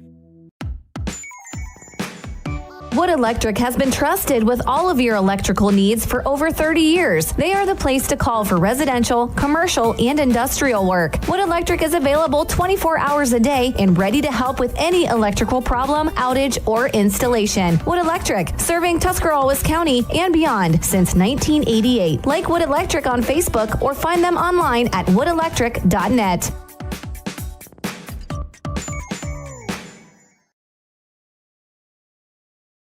More. Find Welcome back to the Hartzler's Quality Housing Mobile Studio. Braves ball down to the Glenville 39. They trail 6-0. Kinsey, your Wildcat quarterback again, looks for room on the right side, and he is submarine down, and another fantastic tackle on the edge for Glenville. Jordan Johnson takes him down at the line of scrimmage. Actually, maybe a loss of 1. Yeah, that's just one of those plays right now where the defense is doing an outstanding job shedding their tackles. When you got 2 or 3 guys that's tracking Kinsey as soon as he gets the ball, that changes the way he has to run. So now suddenly that Braves drive that had so much promise is facing 3rd and long. Starting off the second quarter, today's presentation of high school football brought to you in part by the Keim Company. Braves will break the formation here one by one. Barr lines up as a wing on the right. Kinsey left hip of Williams. St. Clair to the right. Barr motions to the left. Play fake. Williams back to pass. Wants a throw screen to the right. It's not there. Breaks off a tackle in the pocket. Looks for room. Sincere Johnson's there, and he lights him up. As down to the ground goes Williams. Johnson with the sack, and a warning issued to Johnson as he went over top of Williams. You know, that should have been a penalty right there. You're not allowed to straddle a player, and he straddled over Riker all the way over top of him. And that's the first time I've kind of seen that play get let go. So there is going to be a stop to the Indian Valley drive with so much promise, their best drive so far. Back to the 44-yard line, and the 3rd straight punt for the Indian Valley offense. 2 returners back deep for Glenville. Williams and James will be 2 up men for the blocks there for Carter Neff as he'll drive it away with his left foot. They'll angle it towards the sideline. Coming up and grabbing it's Johnson. He'll look for room at his own 12. Stutters around, and he is grabbed, and that was Kellen Coates who was all the way down there on coverage. Yeah, big play by Coates right down there. Went down there and just kind of broke down and said make a move, and he couldn't make a move, and Coates finished him up. And now Indian Valley, the defense has got to come out and rise to the occasion. But this kind of right here is where a big offensive play can come out. You think you got them pinned deep, and they might try a little trickeration. Glenville so far, they scored on their first drive with a Devon McDougal 45-yard touchdown run. Since then, kind of tough sledding. We haven't really seen Glenville with the ball that much. This is their 3rd offensive possession. Braves got the stop last time. Need another big one. At quarterback, Nelson will go under center. Lone back in the backfield. They'll hand it off. It's McDougal. Reverses field to the right side. Gets a nice little cutback lane. He'll get up to the 15, a 3-yard gain. But that time, Indian Valley did a much better job setting the edge and collapsing once he got the lead block. Yeah, he did a nice job trying to get out to the outside. It looked like Grady Kinsey was one of the players that was able to get off a tackle right there, or off a block, and get out there and help with the tackle. 2nd down and 7, 10 minutes to go in the second. Nelson looks like he's going to go under center again. Running back in the backfield this time is Phillips. 2 wide receivers left. Takes the snap, hands it off. Phillips cuts back, right side, got a little bit of room into the next level, and he'll go down at about the 20-yard line. So a 5-yard pickup brings up 3rd down and short. Phillips looked like he might have not had much of a running room there, but just kept stringing it out and found that lane. Well, that's what you do. If you can string it out and nobody's really trying to drop low on you and wrap your legs up, they're trying to hold him up high and get help, and they're able to string it forward. 3rd down and 2. Big 3rd down for the Braves defense. Nelson will go under center. 2 wide receivers out left. They'll turn. They'll hand it off. Phillips cut back to the right side. Strung out. He's got nowhere to go. Yeah, it looked like he was dropped for a loss right there. Loss of 2 as the Braves defense saw it coming and they collapsed again. Yeah, Bradley Barr was the one that went in there. He did a nice job, got away from his tackle, or got away from his blocker, goes in there and makes a tackle, and we got an offensive lineman down. Lineman does go down as he was having a hard time getting up from Glenville. We'll take the timeout, and Big Z Sports is back after this Cush Financial Group timeout. Is your vehicle banged up? Do you want fast professional U.S. service to get Bank back on the road? provides the pipeline industry with filled banks and superior service by delivering pre-filled sandbags and other pipeline repair, paintless dent repair, assistance with warranty and insurance, or just need a free estimate, MPAC Collision has you covered. So the next time you need a repair, visit MPAC Collision online at mpactcollision.com and start your free estimate and learn all about what MPAC Collision can do for you. If you're planning a major concrete project, you need the help of Stocker Concrete Company. From precast concrete products to ready-mix concrete, sand, gravel, limestone, and concrete block, the professionals at Stocker Concrete can help you get started and keep you on the path to completion using the best materials you can find. Stocker Concrete is the concrete material provider you can count on. See them at 7574 Route 36, Janaden-Hutton, or call 740-254-4626. Back here to the Hartzler's Quality Housing mobile studio as the lineman for Glenville is able to get up and go off under his own power. I think that might have been Carmelo Williams, the senior, Shannon, but in that pile kind of got hit from the side, just blindsided low, and that's a scary thing for any lineman. Yeah, and right here, Indian Valley's got to watch. You don't want to get into the punter right here. Let him get the punt off. That's what they do. They pull back the pressure. Lemon with a bit of a shorter one. St. Clair will point it out, and he has no interest in returning that as it'll go out of bounds at about midfield. So Indian Valley gets the win on defense again. You and I were just talking off the air there, and during that break, that the Braves' offense is struggling right now. They are collapsing on Kinsey quickly. What do you do here? Do you go back to your bread and butter in terms of trying to do not really looking for the outside? You got to find some of the room in that interior of that defense, but it's easier said than done. Yeah, and they've took a couple deep shots downfield, maybe try to draw up some quick screens outside. But they got to find a way to sustain a drive.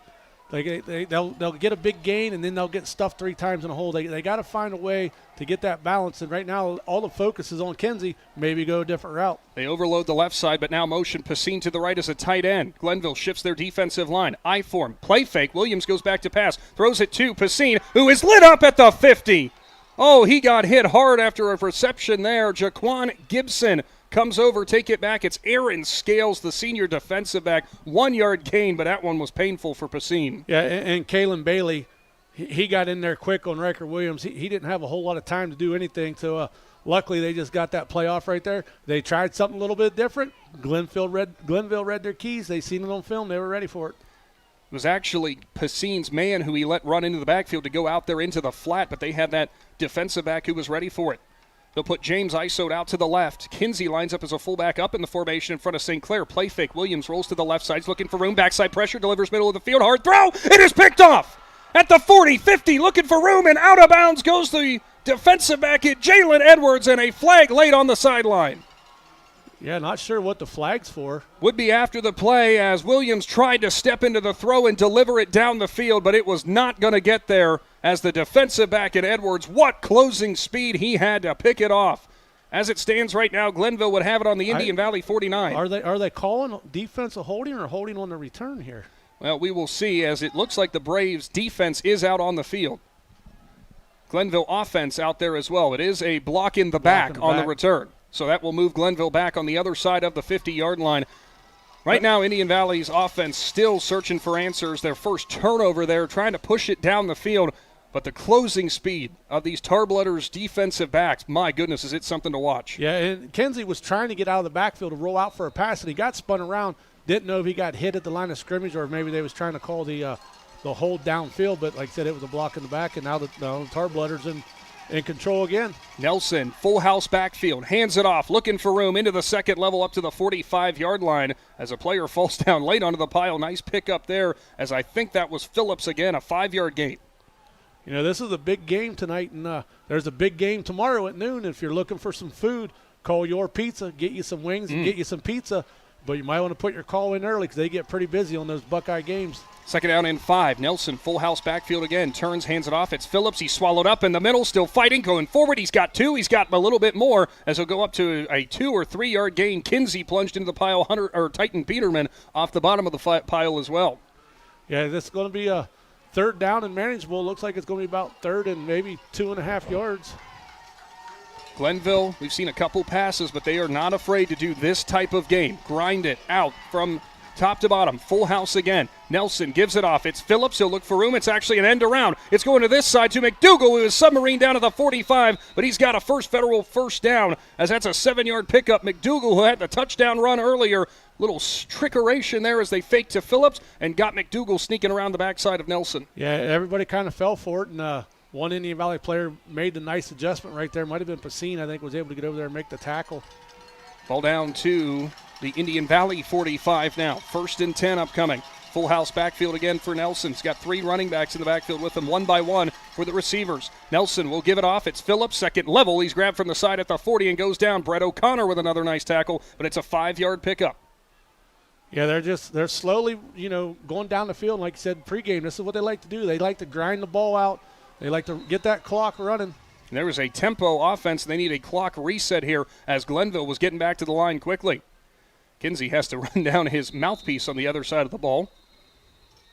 And more whistles as we need another reset on the play clock, I believe. Yeah, the ball keeps getting kicked around down there. They do it a couple times, and the referees wind up calling for kind of like a delay of game. Ball at the 45, second down and a long 5. 6 minutes to go here before the halftime break. Glenville does get the ball to start the second half. Nelson gives it off to Phillips up the middle, and that's a 3-yard gain. He went off right tackle that time, and the 3-yard pickup. This is the type of offense that Glenville loves to do, just grind it out and pick up those hard-earned yards because they know their first step so very quick, and that big offensive line in front of them can just lean on your defensive line and slowly wear them out.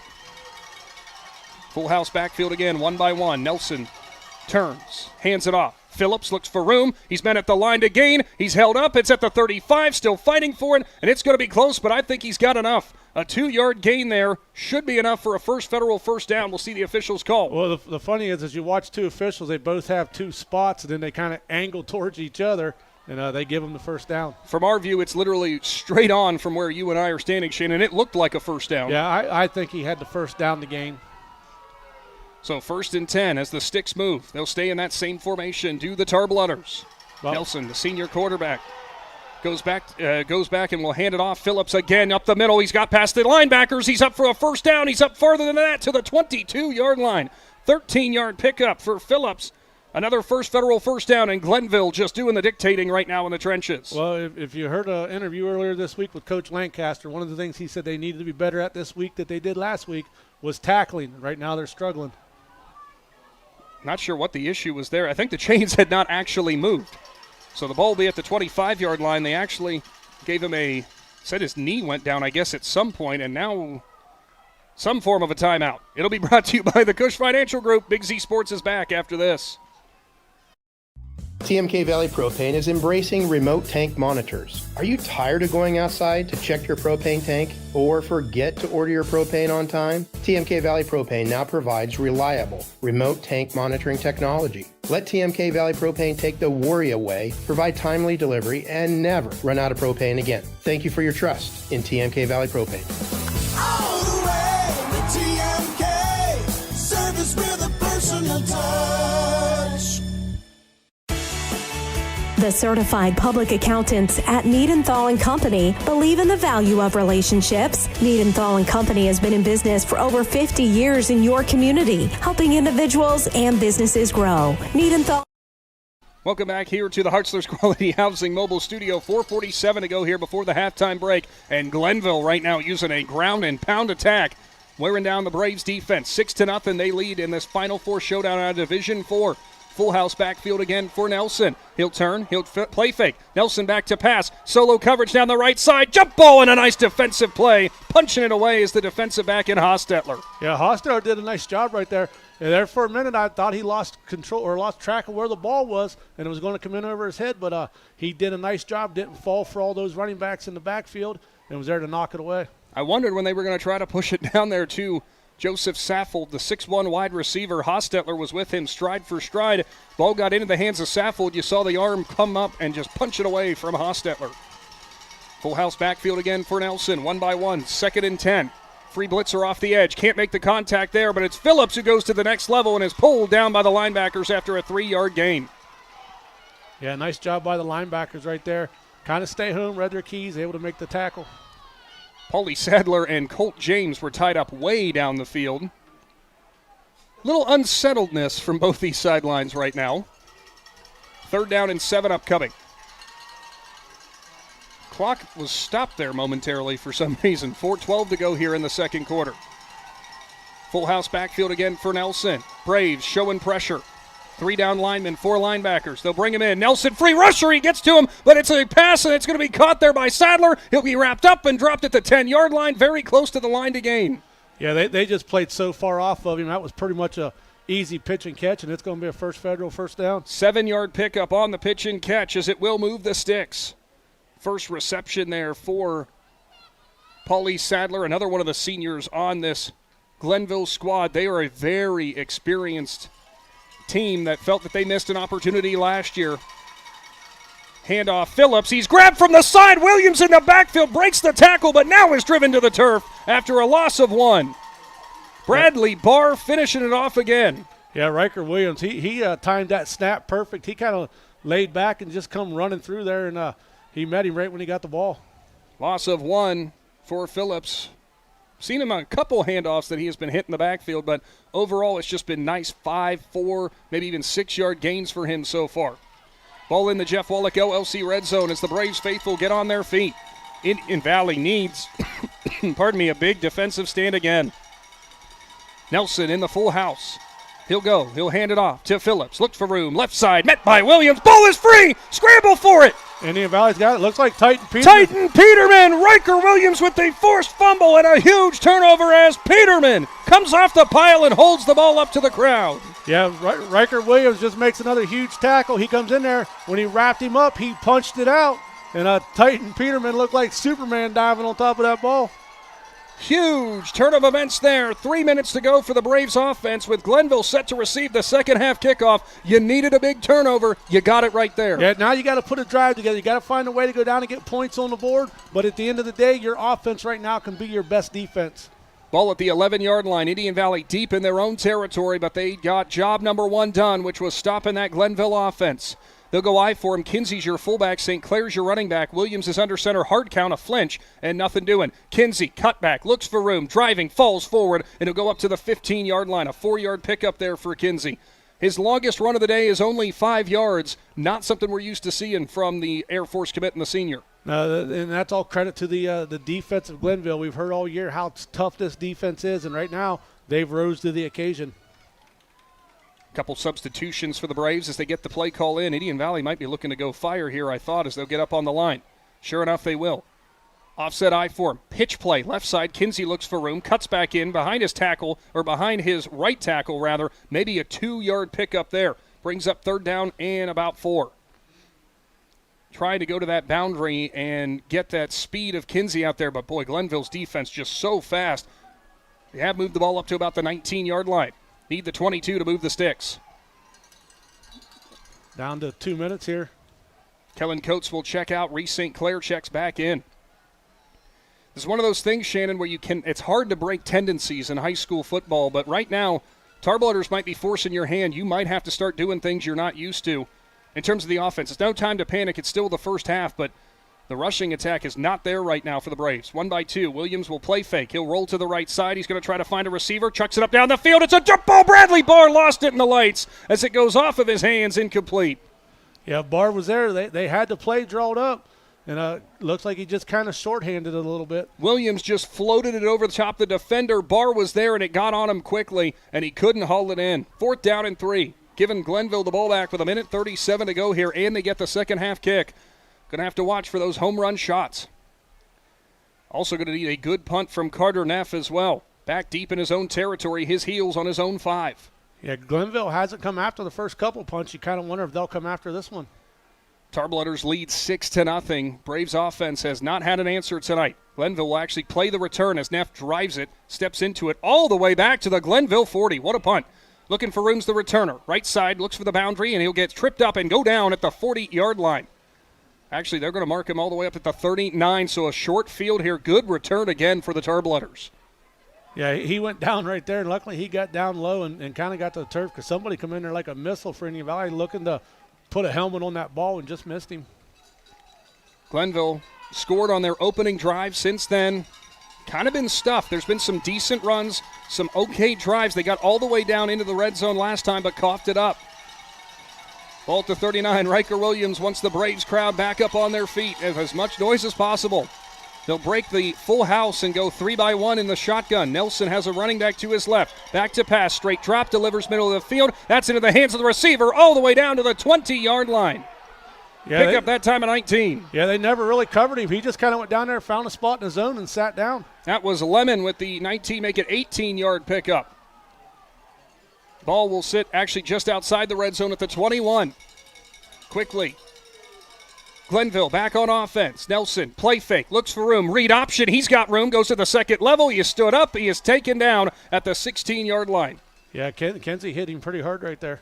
5-yard pickup. First time we've seen Nelson run the ball. We've seen that little read option out of Glenville before. Nelson, a 6'3", 170-pound quarterback, but not necessarily known for his running ability. And whistles here, and the Tarblooders want a timeout. It'll be brought to you by the Cush Financial Group. Big Z Sports returns following this.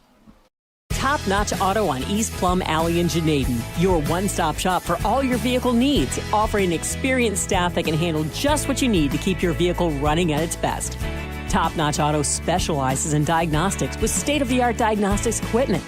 Whether your vehicle needs regular maintenance or major repairs, Top Notch Auto can handle all your vehicle needs. They also offer a large selection of tire brands, including Goodyear, Kelly, and Cooper, just to name a few. Find Top Notch Auto LLC on Facebook. Cush Financial Group has been proudly serving the community's financial needs for over 35 years. The team at Cush Financial follows an industry-leading service model with a unique approach and fiduciary responsibilities associated with their board-certified financial planner. With over 75 years of combined experience, the advisors at Cush Financial Group are here to help you achieve your financial goals. Contact their office at 330-308-8700 or visit their website at cushfinancial.com to see about scheduling your free consultation today. Securities and investment advisory services offered through Independence Capital Company Incorporated, member FINRA SIPC. Welcome back to the Hartzler's Quality Housing Mobile Studio. Back shoulder fade. The receiver's there. And Nelson links up with Paulie Sadler.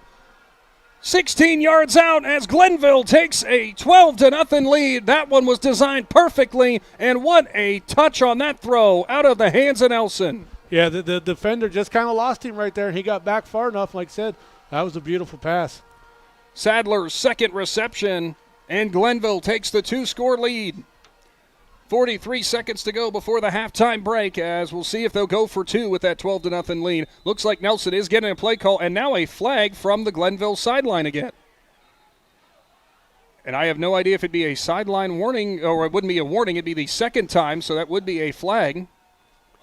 And I have no idea what it would be, as the white hat will come out for the official call here, as he'll converge and talk with his other officials. What could you possibly imagine that would be for, Shannon? Maybe they're talking about deer season that starts next week. And with deer season starting next week, you need to think about next year. Get a hold of Tails Minerals. They can help you with some minerals for your feeders. They can help clearing some land and stuff. So make sure you check out Tails Minerals and look them up on Facebook. It is a sideline infraction. So the second time for here in their first half, that will move Glenville back. And they are, I was going to say, do they have the option here to elect it on the try or on the kick? But looks like it's just going to be the 5 on the attempt. So it will make the 2-point conversion a little bit harder. Yeah, well, and that's kind of a break for Glenville right there, to get it right here and don't get it when you're in 3rd and short.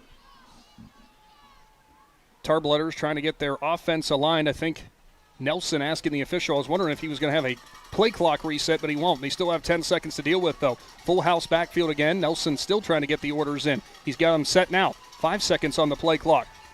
Nelson taking his time as he'll take the snap. He goes back to pass, delivers the slant. That one's in and out of the hands of the receiver, incomplete. So the Braves do have the stand on the 2-point conversion, but they still trail 12-0. That one from Nelson never really had enough zip, never had enough air underneath it. Now, like you said, if he gets it up a little bit more on it, the defender made the right cut. He threw it at the right time. He might have had him. Like you said, it just little low and not that's got to be maybe with the snow on the ball. The ball a little bit wet, maybe hard to grip. But either way you look at it, they're up 12-0 with 43 seconds to go. All they got to do is get a stop right here, and they get the ball after half. This is kind of unfamiliar territory this year for sure for Indian Valley, finding themselves trailing at the halftime break. Not necessarily something that they didn't run into at the state level last year. If I'm not mistaken, we're trailing Taft at halftime. Yeah, the Taft, they were down just a little bit at Taft, but they got the ball after half and was able to come out and make adjustments right in the locker room. This one here is going to be a little bit different.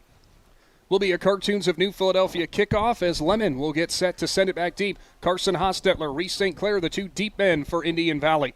Braves have not had a kickoff return to the house this year. Boy, would it be a wonderful time for that.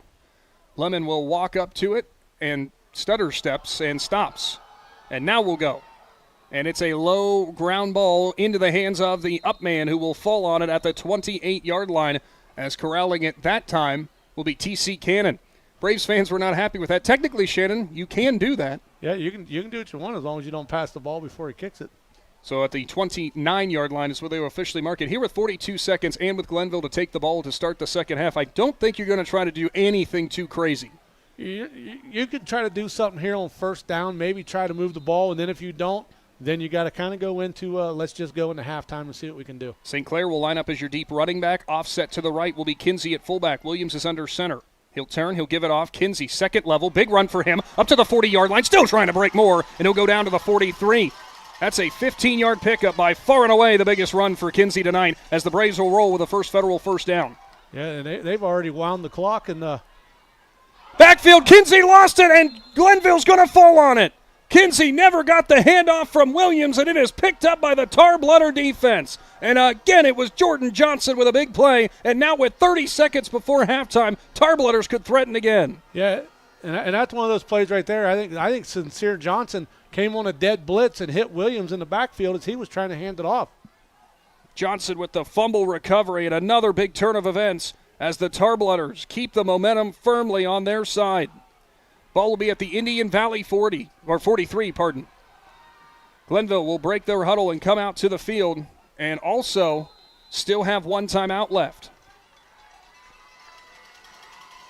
Indian Valley faithful getting back up on their feet. Defense has to respond again. Nelson will go shotgun, 3-by-1 as they'll go trips bunch to the left. Phillips offset to the right hip of Nelson. Nelson ready. He'll go back to pass, and there's a false start. The play's not blown dead, though. Nelson will air it out to the right side. Battle for the ball, incomplete. Should have been a false start unless they're going to call it an illegal motion. The running back in Phillips was leaning forward at the snap, and I think took a step before it was officially into the hands of Nelson. An illegal shift is going to certainly be the call. If you're head coach Matt Lancaster, I would imagine, sure enough, you're going to want to push him back. And the thing is, right now, with them throwing the ball and spreading everybody out, Indian Valley's actually taken probably their best pass rusher and Riker Williams off the defensive line and moving him to an outside linebacker to where he's got to guard somebody. If you are wondering there, the illegal shift does not stop the play. Only a false start would. They counted it as a shift for Phillips even though he wasn't actually in motion. They'll go 2-by-2 in the shotgun. Nelson with Phillips to his right again. Braves pull Barr out, bring Bronco Braun in to help with a little more coverage. Whipple snaps it back. Nelson straight drop, airing it out to the left side, going down the field. Hostetler is there again defensively. And another flag. 71 was 8 yards down the field. Oh. So we got an ineligible man downfield. I'm like watching what's going on. I'm thinking it's a screenplay, but everybody kept running deep. The linemen are already downfield. Marquise Whipple was the guilty party, the center, all the way down the field. Maybe he did think it was a screenplay. Well, I think what he thought was Indian Valley have taken out some linemen, brought in some extra linebackers for coverage. He didn't have nobody to block. He was looking for somebody to block and had to go down 7 yards downfield to find him.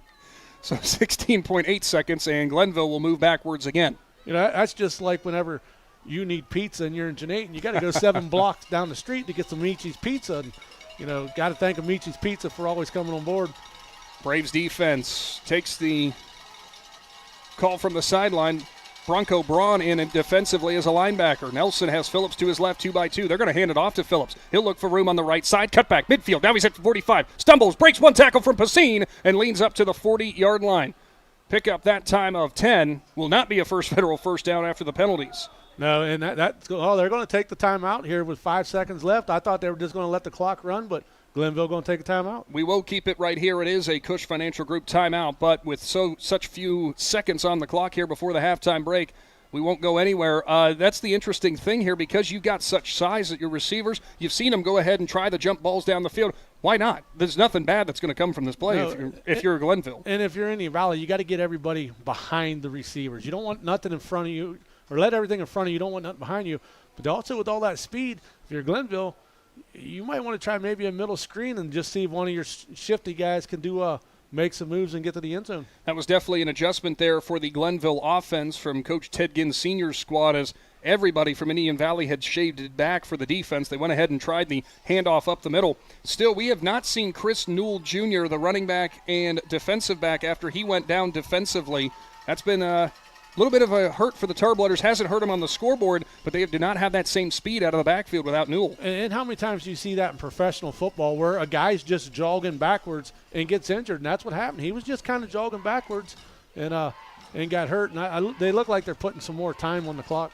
Yeah, but when the timeout did come in from the Tar-Blooders, they're communicating it back and forth up to the box here. It sits at 5.8 seconds. We'll see. I don't see any hand signals to tell us exactly what the amount of time that should be on the clock is.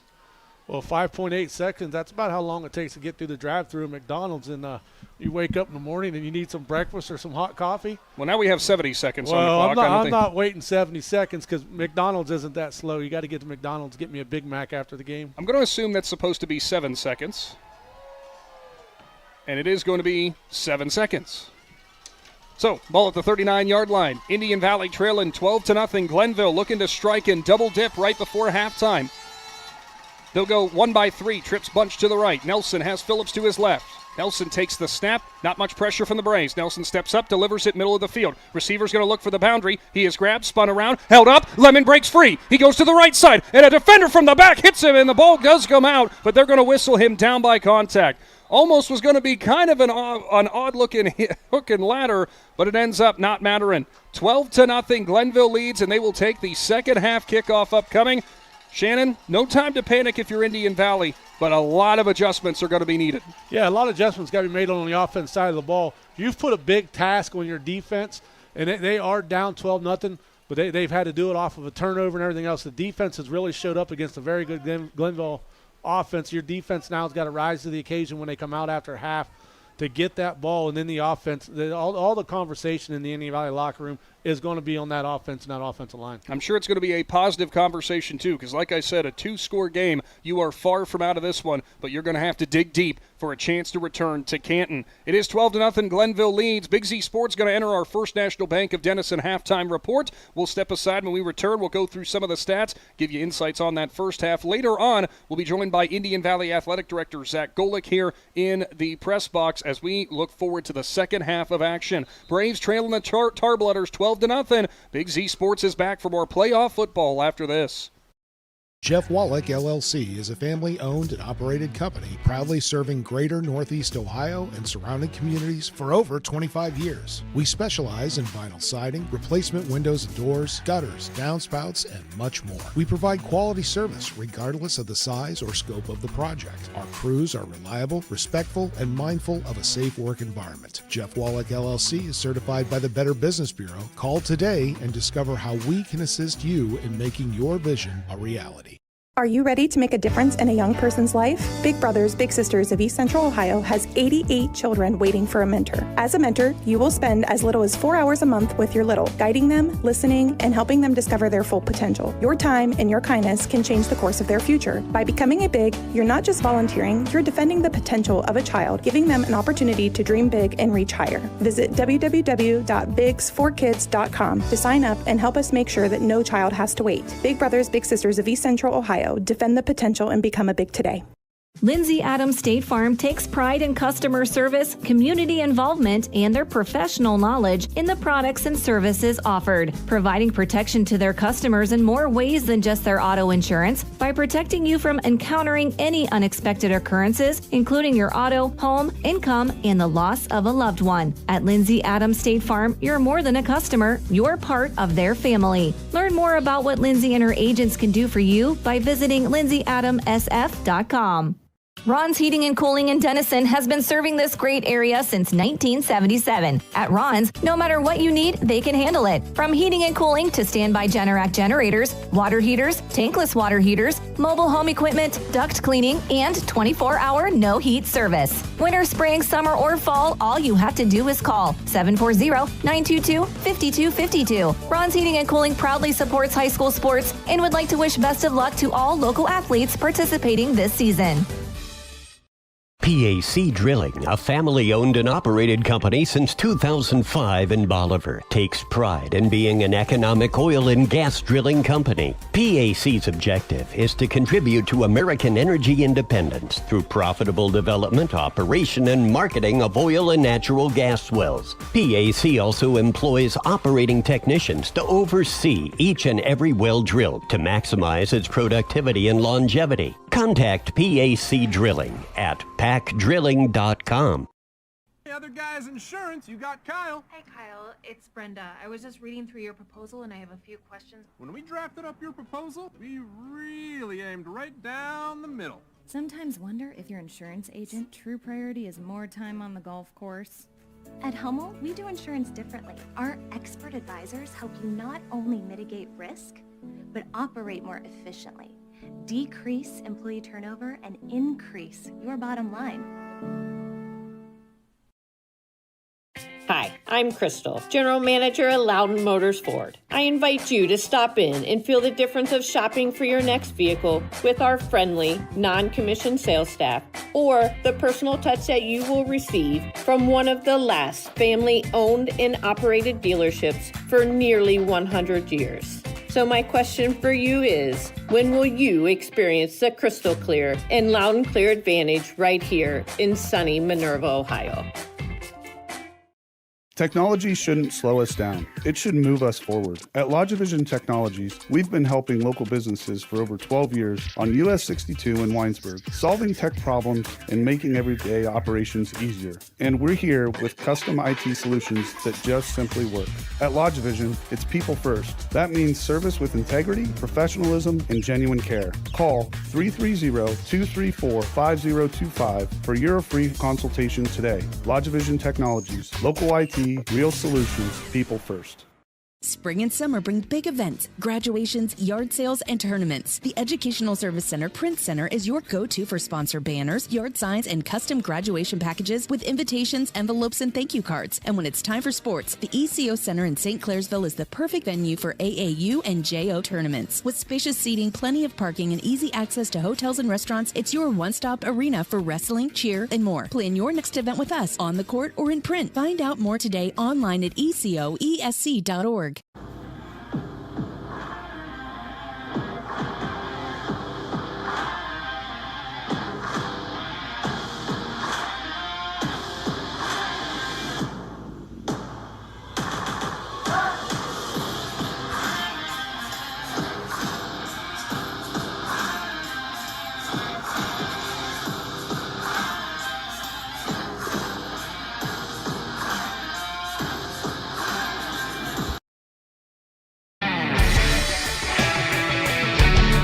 It's halftime, presented by the First National Bank of Denison. They have roots where others have branches. Member FDIC, Equal Housing Lender. Halftime from Minerva at Dr. Robert Hines Stadium in the Final Four out of Division IV state semifinal here as the Indian Valley Braves find themselves behind 12-0 to the Glenville Tarblooders of Cleveland. Going down through some of the stats here from that first half, quarterback Riker Williams for Indian Valley, 3 for 7 for 42 yards. He has thrown an INT, has 2 carries for 11 yards. Grady Kinsey, a Mr. Ohio candidate, has had some tough sledding tonight. 13 carries for 44 yards. 3 separate receivers for the Braves. Kinsey with a 16-yard reception, Carson Hostetler with a 35-yard reception, and Rowan Pacine with a 1-yard grab. As for Glenville, quarterback Arvell Nelson so far, after 2 incompletions to start off the ball game, has been much more efficient. He's got 4 straight completions to round out that second quarter, one of them being a 16-yard touchdown pass to Paulie Sadler. On the ground, it's been Rommel Phillips, 15 carries for 55 yards. Devon McDougal with a 45-yard touchdown run in that first half. That's all the scoring. 2 touchdowns on the board for Glenville. They are without their leading senior tailback in Chris Newell Jr., but as I asked head coach Ted Ginn Sr. in that first half, they've got more than one guy who can carry the ball, and they are showing that so far tonight. That's been what so far the Tarblooders have been able to do, is dictate the game on the ground and certainly in the trenches. Yeah, they got a lot of athletes that can carry the ball. They got a lot of people that can come in for injured players and do a lot of things. But at the end of the day, it all starts up front, and the offensive line for the Tarblooders are doing just enough so they can slowly grind this game out. The Indian Valley defense they've made some stops, but then when you flip-flop it in the trenches, the Tarblooders defensive line is just completely controlling the Indian Valley offensive line, and the Braves, they can't get anything moving offensively, and that's where Glenville's getting the advantage up front. Well, what we said at the beginning of this game is we were talking about size and strength going up against technique. And I think it's definitely fair to say right now, Shannon, that size and strength is winning over that technique. This is not something that you all of a sudden may wave a magic wand at coming out of that halftime break. You can't suddenly get stronger in that locker room. So you're going to have to start finding better ways to just get your athletes out open in space. I'm not sure necessarily what the answer to that is, but you're not suddenly going to be able to put the Glenville defensive line on their back.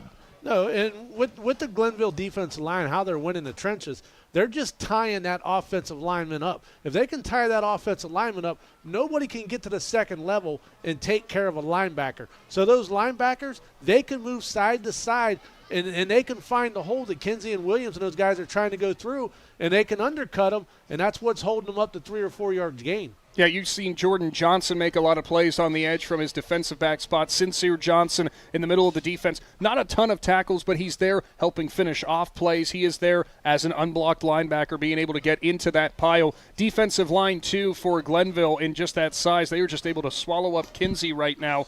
And really, it hasn't been much of a change in the Indian Valley offense. But then again, when you go with something that works so efficiently up to this point of the year, it's hard to suddenly change. Yeah, and like you said, Sincere Johnson, outstanding linebacker. He's going to go to Ohio State. But with a guy like him, his job is made easier with those guys up front. If those guys up front are doing their job, he's the one to get to reap the rewards. And that's what we've always said about offensive linemen. Offensive linemen, if they do their jobs, the running backs and the quarterbacks, they're the ones that make the headlines. Well, right now, that defensive line for Glenville is dominating the Indian Valley offensive line. That Indian Valley offensive line, like you said, it's not an easy adjustment to try to figure out what to do, but they're going to have to make a change here in the second half once they get the opportunity to get the ball. Glenville's going to come out here in the second half, and they're going to just keep handing the ball off. They're going to try to eat up most of that third period as soon as they get the ball. Question, does Indian Valley come out and try an onside kick? You never know. The only problem with doing that, you're giving a short field to a Glenville offense that does like to grind that clock and is not afraid to go with those short yardage runs because they know they've got that speed that can hit that 3-yard mark very, very quickly. So we will have to wait and see. Overall, this has not necessarily been a perfect game for either side by any means. Indian Valley, we saw a lot of uncharacteristic mistakes there in that first half. Glenville has had their own share of those mistakes as well. Could be a lot bigger lead than 12-0 if it would have been a little bit cleaner game from the Tarblooders in those first 2 quarters. Yeah, and the Tarblooders made some mistakes, but those mistakes was made by an Indian Valley defense that was very aggressive. Riker Williams is playing outstanding on defense right now. He's got in the backfield and got hit the running backs in the backfield deep a couple times. He's caused a fumble. He's done a lot, but right now, that defense has got to get a big stand right here, and they're going to have to find a way to get the ball back. Outside of 2 drives, they have had some big defensive stands, and we'll see if the Braves have another one in store. We'll see how much more is in the tank for Indian Valley as they try to keep their undefeated streak alive, have not fallen since the regional rounds in 2023, and looking for a return trip to Canton to try to repeat as the Division IV state champions. We'll take another time out here from the First National Bank of Denison halftime report. When we return, we're catching up with Athletic Director Zach Golick of the Indian Valley Braves. Back with Big Z Sports after this. Think Newtown Mall is just for shopping? Think again. With a great mix of local favorites and national brands, it's the perfect place to find what you need and discover something new. Whether you're checking out the latest trends, grabbing a bite to eat, or just enjoying the atmosphere, it's a great time anytime. Make a day of it, bring a friend, and experience the mall like never before. Stay in the loop. Follow us on Facebook and Instagram and visit newtownmall.com to see what's happening. Newtown Mall, a great time anytime. Newtown Mall, this town is your town. Want to stay warm in your vehicle this winter? Call the Remote Start Pros at Cartoons and Accessories in New Philly. With over 15,000 units installed over 18 years in the market, Cartoons in-car experts have the expertise to get the job done right. Cartoons carries a full assortment of remote starts that give you any desired range needed to warm up your car from anywhere. We also do diesel vehicles as well as standard shift vehicles. So don't delay. Call Cartoons today and schedule an appointment and stay warm all winter long. Cartoons at 517 West High Avenue in New Philly. 330-339-2006. Be there. Hi, this is Jan McInturf. For the past 30 years, the residents in and around Tuscarawas County have made the call to the realtors and staff at McInturf Realty for buying and selling of residential and commercial properties. We truly live in a great community, and in all of these communities, there is nothing better than high school football. For myself and all the agents and staff at McInturf Realty, we would like to wish all the area athletes good luck this season. And make the call to McInturf Realty at 330-364-SOLD.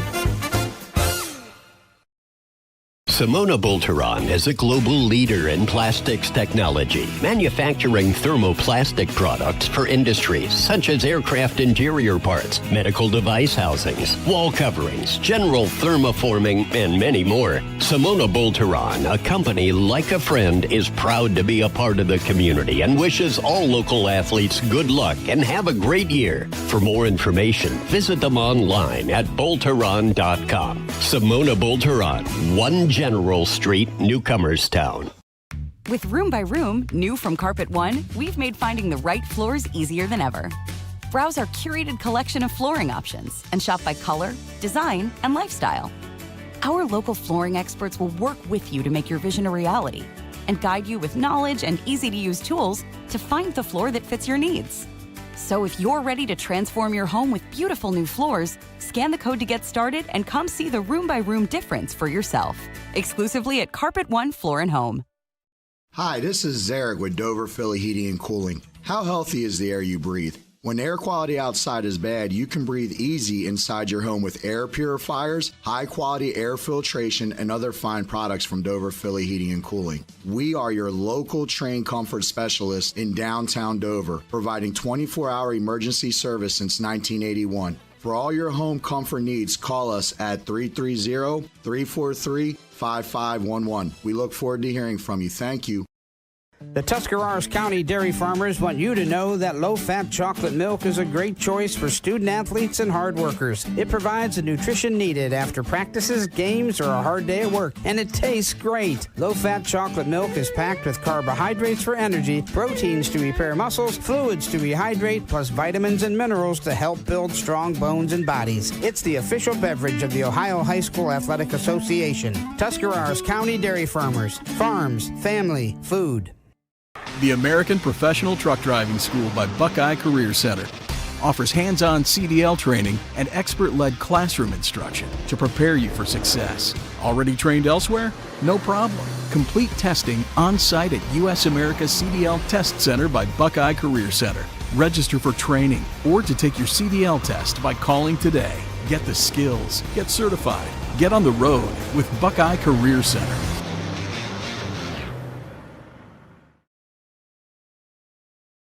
Halftime from Minerva, Division IV State Final Four showdown. The Indian Valley Braves taking on the Glenville Tarblooders. And as a part of our First National Bank of Denison halftime report, we are joined by Athletic Director Zach Golick. Hey, what a wonderful time of the year, right? Back into the Final Four. Yeah, absolutely. We're blessed to be here, and definitely been a great run for us, and hopefully we can keep it rolling. Yeah, I mean, I think that's time and time again what everybody says. They just want to see these kind of things keep rolling. Now, looking back, this has just been an incredible run Indian Valley's been on for the past, I don't know how many years, but especially considering one year you're in a state championship with an incredibly memorable run. This year, undefeated, and looking to do that same thing again. I don't know sometimes if people realize how rare that actually is. Yeah. I joke sometimes that we're very spoiled, but that's a good thing. You know what I mean? The people in our district, they understand the magnitude of it, and you see that, looking on the sidelines and the fans on Friday nights, and how our fans and our community show up, and it's just a special thing, and it's a blessing to be from where we are and to be on the run that we're on. Yeah, without a doubt. Now, I want to ask you, too, I mean, whenever you stepped into the athletic director role, I mean, you could see this coming, right? This kind of success with football, naturally. Yeah, I mean, hey, I don't know that anybody can predict or see coming, that many wins in a row and in a state championship and to do what we're doing. But that's just a testament to Coach Lancaster and his staff and the culture that they build and what they do. It's just it's an extremely special thing. Definitely is, and we're looking forward to the second half coming up here in just a little bit. Wanted to ask you, though, a little bit about the winter sports now getting underway. People are still kind of locked in with football, but winter sports now getting underway. So tell me a little bit about the stuff that's been going on with Indian Valley. Yeah, so we're full swing already. We had our first. We played 2 girls basketball games already. JV varsity girls basketball won our home opener at Muskegon University against Ross County Christian, and then we hosted Licking Heights the other night out in Pataskala. So that game was supposed to be on Friday. They were nice enough to move it to Monday for us, so all our fans could go attend that regional final game, and we did good with that. So got started middle full basketball games already, boys and girls. Wrestling gets a little bit of a later start. But, with wrestling and even boys basketball, we're kind of adjusting our preseason schedules here a little bit just to accommodate for, those kids that are dual sport athletes that, are coming off the football field and then getting ready to join those other sports. The cool thing about that, I don't think there's an athletic director anywhere that would say that's a problem for you guys. That's a fun thing to do because, that just means that the season's still going and you guys are still in contentionship for a title. Yeah, absolutely. I don't mind it at all. I've spent a lot of time on the phone working out logistics, emails, et cetera, but I wouldn't trade it for the world. Yeah, like I said before, we are, it's a special thing and blessed to be in the position we are.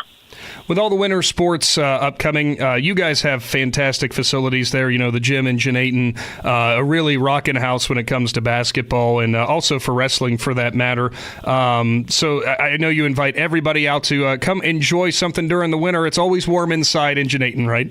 Oh, absolutely. Yeah, and we recently resurfaced our gym floor. It looks really nice. Mr. McPeak and our buildings and grounds people, did a good job getting that all planned out and ready to go. So, yeah, we're, come on out and watch the game. And, you guys are always welcome to come and do what you guys do. Oh, we'll be around a little bit. I promise you that. I also want to just do one last little bit here related to just with the fall sports. Football's still going on, but with all the other fall sports that have wrapped up and completed, it's always amazing to me how you guys, anyone within an athletic department or a group, are able to, transition from one season to the next and one group of students to the next. That's kind of, I'm imagining almost a little bit of a hard thing. All these kids that you've seen for years now moving on to bigger and better things, but I'm sure that's a rewarding part to this too. Yeah, absolutely. It is rewarding, and our coaches, our district in general, just does a phenomenal job. We know the school size, you're going to be sharing athletes, kids are going to be moving between different things, and everybody just does such a great job and is in it for Indian Valley as a whole. And, that comes from, the top down from our board to our superintendent, our administration. It's just, it's a culture that's built, and that's the way Indian Valley does it. And I can't say it enough, just how blessed we are to be where we're at, and to do what's best for our student athletes. Athletic Director Zach Golick for the Indian Valley Braves. We'll let you get back to enjoying some high school football in the second half upcoming. Always appreciate your time, and I know we'll be seeing you a lot more in the winter. All right, sounds good. Hey, I appreciate everything you guys do. We appreciate hearing that from you, and stay tuned. We've got more of your First National Bank of Denison halftime report on the way.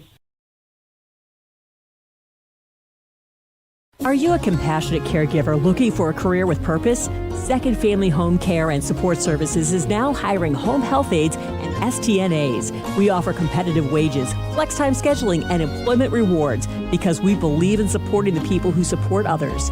Start your journey with a company that truly cares. Visit careers.secondfamily.com to apply today or contact them at 740-462-3152. Gillen Body Shop knows that when their business is needed, it's never planned and it can cause quite the inconvenience.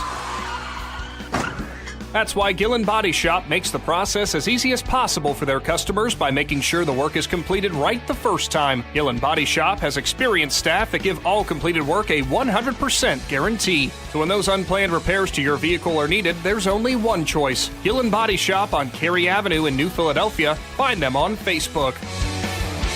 Out of halftime from the First National Bank of Denison halftime show in the Hartzler's Quality Housing mobile studio. Second half kickoff going to be here in just a few moments from Minerva as the Indian Valley Braves find themselves in very unfamiliar territory. Shannon, they trail 12-0 against the Glenville Tarblooders in this state semifinal showdown. Something that we were talking during that halftime break, both these teams will make adjustments. They'll see things that we didn't see, and we'll see how they try to take advantage of that. But there is the potential going from cold to hot, back to cold again. Maybe cramping could be an issue here in the second half. Yeah, and that's one thing. You get to this time of the year, and a lot of kids think, well, it's not going to be hot. I don't need to drink. You need to drink water all the time. Mm-hmm. You need to get that stuff in your system days ahead of time, like you said. No matter how cold it is. You tend to get stiff when you sit around in the cold, and then you go in the locker room, everything loosens up to come back out. Chances are you could start cramping. You can see the officials out here. They're already stretching. Looks like he might have pulled something a little bit right there. I hope not. He got up and grabbed the back of his thigh right there, so hopefully he didn't hurt himself. Well, it will be Glenville to receive that second half kickoff as we're under 30 seconds to go out of this halftime break. What do you think? Because we talked about it in that halftime show. Indian Valley suddenly not going to get stronger on the offensive line and defensive line and going to be able to move this Glenville line. We now see that after 2 quarters. What do you do to adjust for that then? The coaches, they got the ability to look at the film of what's going on in this game, not sure what they said they could do. It might be as simple as maybe just putting a hat on a hat, and then the running backs and the quarterbacks can find a seam to run through. If you're trying to pull somebody and if they're blowing your offensive line backwards a little bit, you're not able to get your guards pulling or your tackles pulling. I'm sure Coach Peterman and those guys looked at some different schemes that they can try to do to help that running game and get something going. But first and foremost, the defense is going to have another big stop. Winner of this game goes on to play the winner of Shelby and Indian Hills from Cincinnati. That game ongoing right now. Shelby up pretty big last time we heard. State championships played in Canton. Going to be a great night for high school football up there. We still got a great night ahead with 2 more quarters to go. Cartoons of New Philadelphia kickoff here as Colt James has it teed up. Shannon, you said maybe the Braves try to get the ball back here, but on a 2-score game, that might be a big risk. We'll see. James runs up to it, and it will be an onside. Chip kick into the hands of an up man who will be grabbed, and he's going to try to break free. Bronco Braun, though, is there to save it as he'll go down at the 38-yard line. So the Braves, sure enough, did try to just chip it over that front line of the return team for Glenville. That up man, though, was too tall who got up and grabbed it. Yeah, it looked like number 90, Ashton Anderson, was the one that jumped up there and got it. Big man had some hands right there, went up in the air and got it. Just needed to get about 1.5 inches, 2 inches higher to go over top of him. But like I said, Glenville now is going to come out with great field advantage, and this just makes it harder on your defense. We have seen the Tarblooders with a short field multiple times tonight. They have not necessarily made Indian Valley pay a ton, but enough to get the lead. Full house backfield as Nelson goes under center. He will turn and hand it off. It's Phillips, tries to bounce to the left side. Nothing there. Redirects, goes to the second level on the right side, and he'll step up to the 31-yard line. 6-yard pickup there for Phillips. Yeah, nice job by him right there. He tried to go to the outside, but the defensive end on that side over there did a nice job of containment, forced him back inside, and he was able to find a backdoor cut and get that big gain. Still no Chris Newell Jr. in the backfield for Glenville, so his night might be done, but we'll wait and see. They go one by one, full house backfield again. You'll have McDougal, Phillips, and I cannot see who the other tailback is to the left side. Nelson is under center again. He'll turn. He'll look to hand it off. It's Phillips, misdirection to the right side, runs in the back of his own line, pushes forward, and he's up to about the 28-yard line. Going to be very close to moving the sticks, but could be 3rd down and short. And I think there's no surprise here what the Tarblooders are going to do on this play on 3rd and 1. Yeah, on that play right there, I'm not sure what happened right there, but Riker Williams hit him in the backfield, and Rikers is trying to shake in his hand. Not sure if it's a stinger, if he caught his thumb or something on his helmet, but that's huge because that's his right hand. That is his throwing arm. Braves defense going to need a huge stand here. 3rd and 1. Full house backfield. Nelson gives it off. Phillips with the short yardage run. He's up the middle. He's off the tackle, and he's up to about the 25-yard line. 4-yard pickup there. First Federal first down. No surprise. Glenville goes with the ground and pound, and they get the sticks to move. He's not getting up. And the running back does go down. We'll go with a Cush Financial Group timeout. Big Z Sports is back after this. The Sarchone name has always been known for truck sales, and once you see our inventory, you'll understand why. At Sarchone Chrysler Dodge Jeep Ram in Dalton, you'll find the largest selection of new trucks and SUVs in the area. Shop our inventory at sarshonecdjr.com or stop in and visit us on the corner of Route 30 and Route 94 in Dalton. Sarchone Chrysler Dodge Jeep and Ram. Get your own at Sarchone. Dumont Sporting Goods in Dover and Canton has just what you're looking for, so your athlete has the best gear for the sports they play. Dumont's has a large apparel selection and can handle your customized screen printing as well as embroidery for your team or business. For sporting goods and for all your apparel needs, Dumont Sporting Goods in Dover and Canton has everything you want to play and look your best.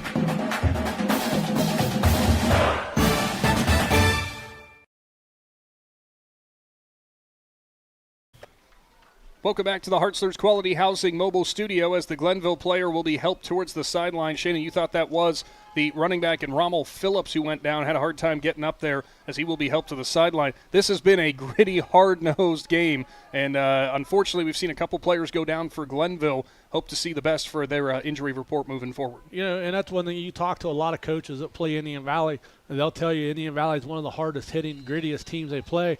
That's why they like to play them throughout the season to get ready for the playoffs. And, right now, Glenville, hopefully those injuries aren't too serious. McDougal will now be the deep back in the full house backfield as Nelson play fake, goes back to pass, got the quarter to bite, receivers down there, and that's going to be interference as it went over his head as Colt James, I don't believe it was Colt James, might have been Hostetler. It was Hostetler. Who grabbed a hold of the receiver as he felt he was burnt, so that will move them into the Jeff Wallach LLC red zone. Yeah, I think he felt he was burnt, and he kind of tried to spin him around, but he didn't realize the ball was uncatchable. Tried to go almost back shoulder on that throw, but it was going errant. Not going to matter, though, as the pass interference will give them the first down into the red zone. So Indian Valley's defense right now struggling to try to get the ball back into the hands of their offense. Going down by 3 scores, Shannon, would be a tough hill to climb, especially considering what your offense has been able to do so far tonight, which is not much. The offense has, struggled a little bit, and the defense is held their own all night long. But like I said, this would be a big one if Glenville could punch it in. Tarblooders break the huddle. They will move up to the 14-yard line. Full house backfield as Nelson goes back in the pistol. He'll hand it off. McDougal to the right side. Steps out of one tackle. Looks for the edge. Tries to get the corner, and he's tripped up. And there's going to be a flag for a hold. There is, as he got tripped up at the 10-yard line. The 4-yard carry will be wiped out as it will be coming back. Initial defender on the edge might have been Williams, who couldn't quite corral him, but the corner over on that side, I believe it was O'Connor. Nice job. Keep running him to the boundary and just get him towards the sideline. Well, I think as Williams was trying to get to him, he was being grabbed from behind. That might have been where the hold was. So move Glenville back 10. It would have been about the line of scrimmage, so that would put them back at their own 24. We'll see where the official marking is, though. Yeah, and it's going to be at the line of scrimmage. It will be back to the 24-yard line, so it does back up 10 yards. Boy, look at that. It worked out. We were right for once. And Indian Valley, now the pass defense is going to have to be on their game right here because they're down their second running back right now. I mean, they got plenty of bullets in the chamber, but they got the passing game still there. Same formation, 1 by 1. Nelson play fake, goes with the quick slant. He's got a receiver over the middle who is upended. Nice pickup there as he'll go down to about the can't tell what yard line he went down to past the original line of scrimmage. Looks like a 14-yard pickup, though. Yeah, they're just so fast on everything they do, and he just made a quick slant right there, and the linebackers really never seen him coming in behind him. That was Sadler, his 3rd reception. 2nd down and long, and there's going to be a handoff left side. Stutter step outside. McDougal breaks one tackle, tries to get out of the next one, but he can't do it, but he'll go up to the 3-yard line. A 9-yard pickup and a federal first down. Boy, McDougal, a power runner coming in and out the backfield. And Indian Valley right now, the arm tackles are not working at the first level. And that's just one of the things right there that Coach Lancaster said they had to be better at this week is tackling.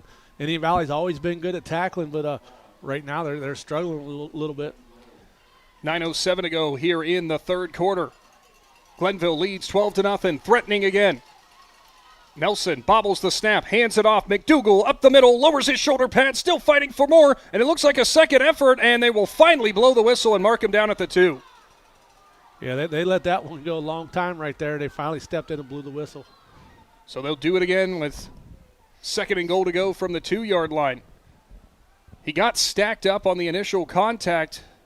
Eventually the pile came in and started pushing him. Nelson came off that pile just a little bit hobbled, but he'll come back to the formation. 2nd down and 2 2nd down and goal to go from the 2. Probably going to be a similar look here as McDougal lines up as the deep back in the full house. Nelson will go under center. Yeah, Indian Valley brings Braun out, brings Wilson in, add another down lineman. Nelson turns, gives it off. McDougal sidesteps to the right, and he's in. A 2-yard touchdown carry for McDougal, his 2nd touchdown, and Glenville leads 18-0. Yeah, they just put a hat on a hat right there. Try to go forward. Big man in the backfield just does a smart job and just starts doing a little cha-cha to the right and goes into the end zone. Extra point upcoming unless the Tarblooders do decide to go for 2, but with an 18-0 lead, probably going to be all right with attempting the extra point with Lemon. Although they are looking like they're getting a play call in from the sideline. Boy, Glenville That power running, we talk about the power running from Indian Valley, how efficient it is, how strong it is, but this Tarblooders team is showing exactly why they have been to 4 straight Final Fours. Yeah, they're just a really good coach football team, and a lot of guys there and lining up for 2. They are, as Nelson will go under center. 2 tailbacks behind him offset. Nelson will play fake it. He looks for the naked boot to the left side. He sidesteps one defender, and that was a nice block on the edges. Nelson is in. 20-0, Glenville leads. Big Z Sports is back for the ensuing Cartoons of New Philadelphia kickoff. Hey, wake up. New drinks just dropped at Wendy's. Cold foam, cold brew coffee, and sparkling energy. Both the caramel and the chocolate cold foam are just, so good. And the pineapple citrus and cherry limeade sparkling energy each have 80 to 120 milligrams of added caffeine. So whether you need a treat first thing or to just stop yawning already, mornings hit different. To pick up a new pick-me-up, gotta be Wendy's. At participating U.S. Wendy's. USP Sandblasting and Painting specializes in sandblasting, painting, high-quality graphics, decals, banners, and signs. Whether you have a one-time job or a company that needs multiple graphics, USP provides design services to create the attention-grabbing designs tailored to fit your needs. Since 1986, USP has offered sandblasting and painting services, providing customers with high-quality products and results. Give USP Sandblasting and Painting a call at 740-254-9061. Welcome back to the Hartzler's Quality Housing Mobile Studio. Cartoons of New Philadelphia kickoff about to be in the air from Lemon. Tarblooders up all over the Braves, 20-0 in this Final Four showdown.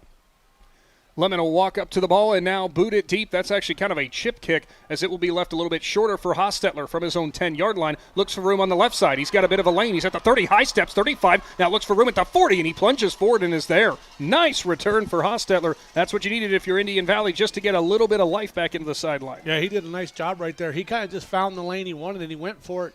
And they was able to finally take the right angle, get over there, and enough guys able to wrap him up. They did mark him at the 38-yard line, but still a nice return for Hostetler, a state class, I guess you could call him, hurdler. He was a 4-time All-Ohioan last year in track, I believe. Indian Valley comes out on offense trying to find an answer as they'll go one by one, bring the receiver in tight on the right side. Williams in the backfield with Barr, Kinsey to his left. They'll fake the sweep. Williams looks for room, cuts back in. He's at the 40, but he is sandwiched from there as he ran into a pile and there was nowhere to go. 3rd carry for Williams tonight. It's been tough sledding for him.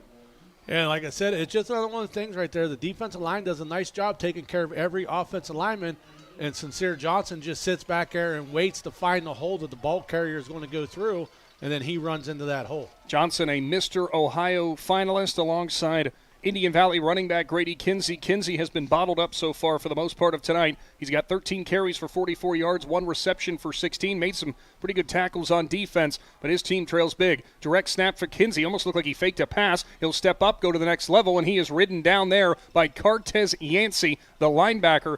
Looked like it was a gain of about 3. Yeah, just kind of a slow development plan right there. I think it was Titan Peterman that pulled out here and tried to get a block. They're not able to push him downfield enough to give Kinsey enough room to make his own hole. 3rd down and 5. A similar situation we've seen the Braves in a lot tonight. Indian Valley will break the huddle. They'll spread things out now. 1 by 2, tight end on the right side of the line. Williams lines up just in front of Kinsey in the pistol. They'll play fake. Williams back to pass. Going to roll to the right. Delivers it down the field. Home run shot. Battle for the ball. Hostetler hauls it in! Off the hands of the defensive back, and he's in! How in the world did he catch it? How unbelievable of a catch by Hostetler right there. That ball should have been picked off. A flag in the backfield. We did not see it until well after. Personal foul, and it will be a contact to the head of Williams. The touchdown will stand. 57 yards to Hostetler, and the Indian Valley sideline finally has life. Yeah, and to go back to Hostetler, he just did a nice job keeping track of where that ball was at as him and the defender were fighting for it, and he kind of caught the tip in stride. Unbelievable. It was in and out of the hands of the defensive back and fell right into the hands of Hostetler, who just tracked it over his shoulder. Big-time players make big-time plays in big-time games. Does that sound about right? That's what you need from leaders on your team. 20-6 now as Indian Valley finds the scoreboard for the first time tonight. Colt James with your extra point attempt. Snap, hold, line drive, and it's good. 20-7, Indian Valley chipping into this, and another flag here late. A Glenville player went down, and I don't know what exactly happened as Indian Valley now scampers back to their sideline. This could be a big flag here, Shannon, because this could affect the Glenville return, which would be an issue. And Williams says it's going to be on the Tarblooders, but we'll see. White Hat comes out to make the official call. After the play, a personal foul, and it must just been unnecessary roughness on Glenville. That'll be tacked onto the kickoff, and we'll have that upcoming after this Cush Financial Group timeout.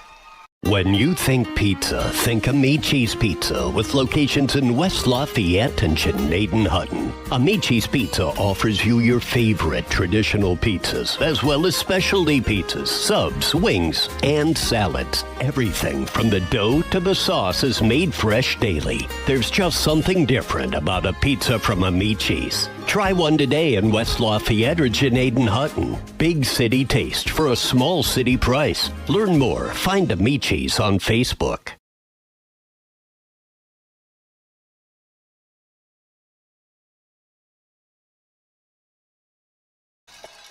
Welcome back to the Hartzler's Quality Housing Mobile Studio. Cartoons of New Philadelphia kickoff upcoming.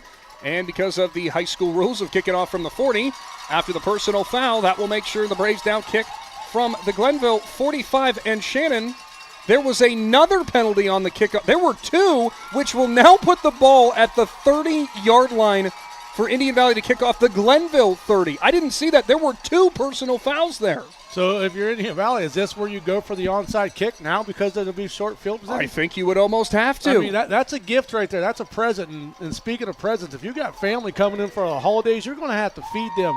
Get a hold of the people at Tusky Deli. They can hook you up with some meat and cheese trays, and you can take care of all of them relatives and make them happy. The Braves are waiting to see some momentum, and this might be their golden opportunity. James has it teed up at the 30. We'll see if he just chips it or what he does. Glenville will play very tight up to the line, no surprise. Braves are in a kickoff formation we haven't seen all year as all the up men on the left side are all crouched down like linemen. James is ready. How many times do you practice kicking off from your opponent's 30? He'll put his right leg into it. A dribbler back into the hands of a returner who will look for room up the middle. He'll get a little room into the second level of that. Brogan O'Connor, though, rides him down at the 25.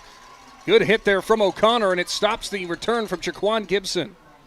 Yeah, they did a nice job right there, but if he slips that tackle out of O'Connor, that might be trouble.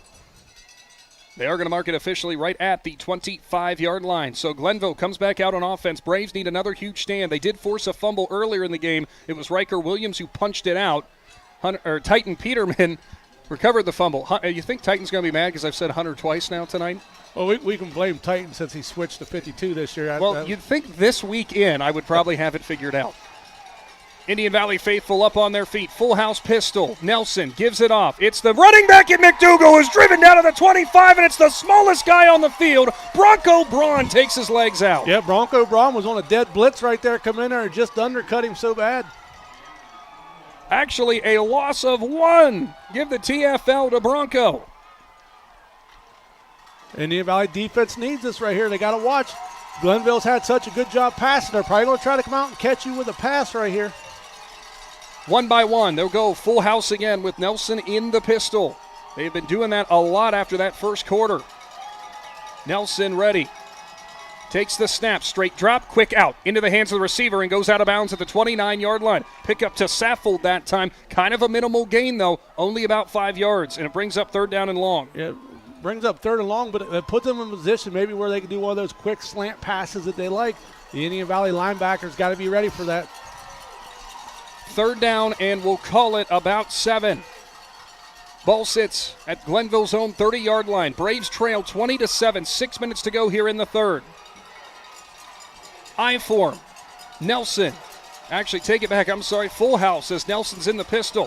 1 by 1. Williams blitz off the side. Nelson dials it up, goes down the field, into the hands of the receiver at the 50. Cuts out of bounds at the 43-yard line. Boy, Nelson with some more nice touch down the field. A 27-yard pickup and a first federal first. Yeah, he just made a nice cut out there, made a nice spin. He got Colt James all spun around right there. James wasn't sure which way to go. 27-yard pickup to Sadler again. Glenville doing exactly what they need to stay ahead, and they pull out that passing game out of nowhere sometimes. Yeah, and I don't look for them to go away from it. Some alterations in the backfield. Full house pistol again. Nelson ready. Takes the snap. He'll give it off. That's Phillips. Looks for room. Second level. Shreds off one tackle. Into the next one. He's still fighting. It's pulled away. Riker Williams has the ball. He's past midfield. One man to beat. Grab from behind at the 27.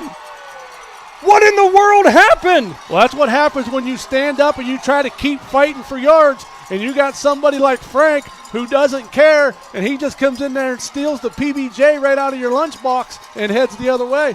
Riker Williams in the pile, comes out with the ball down to the 26-yard line. It is Braves ball. The official was coming in to blow the whistle. Play was still live. Williams shot out like a bolt of lightning from the other side and takes it into Glenville territory at the 26. Now, your offensive line right now has got to feed off of that. Your offensive line has got to get mad and get angry right now, and they got to do something to help shove that running game down the field.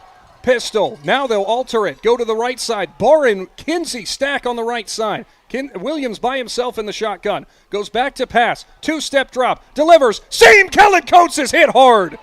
As he tried to haul it in, there's the flag. Oh, Coates got hit high by Phillips into the face mask. He'll hop back up, but he looks all right. Well, they're going to call that targeting or kind of a hit to contact to the helmet, whatever they call it in high school. Coates actually dapping up Williams as he comes back. He appears all right. Boy, Kellen almost held on to that one. Yeah, he took a shot right there. Oh, my. The Glenville defensive guy led with his helmet all the way and put it right in the face mask of him. Indian Valley offensive line out there asking for what was going on. Of course, officials can't quite tell them. It will be personal foul and a contact to the helmet. Boy, Coates, that's some real grit, and as he gets there and fires up the crowd, too. I don't know how he got back up. Yeah, like I said, there isn't, I guess I said targeting. There's not targeting. It's not, I forget what it's called. Yeah, in high school football, there's not a targeting call. If this was college football, there's a possible ejection right there. Phillips' night might have been done, but I believe that was Phillips out there on the field doing double time on both offense and defense. I thought it was 26, but it could have been 25 and Tavion Lacey, the sophomore. So now the Braves into the Jeff Wallach LLC red zone. First time tonight they've been in the red zone. Wildcat, Kinsey, left side, second level, spins out of a tackle at the 5, still driving at the pylon, and he's in. And that's what the Braves needed. Grady Kinsey went right at Sajir Johnson right there. He spun off of him, hit another linebacker, and kept right on going. And Grady Kinsey in that offensive line just get a life back to the sideline. Johnson got blown up by a lead blocker. Kinsey just needed a step, and the Mr. Ohio candidate takes it in from 13 yards out, and it's a one-score ball game from Minerva. Extra point upcoming as Kinsey comes off. Colt James will step in for an important extra point. The entire momentum and feel of this game has shifted in just a matter of moments. James drives into it, and it's true. 20-14, Indian Valley leads. Big Z Sports returns after this.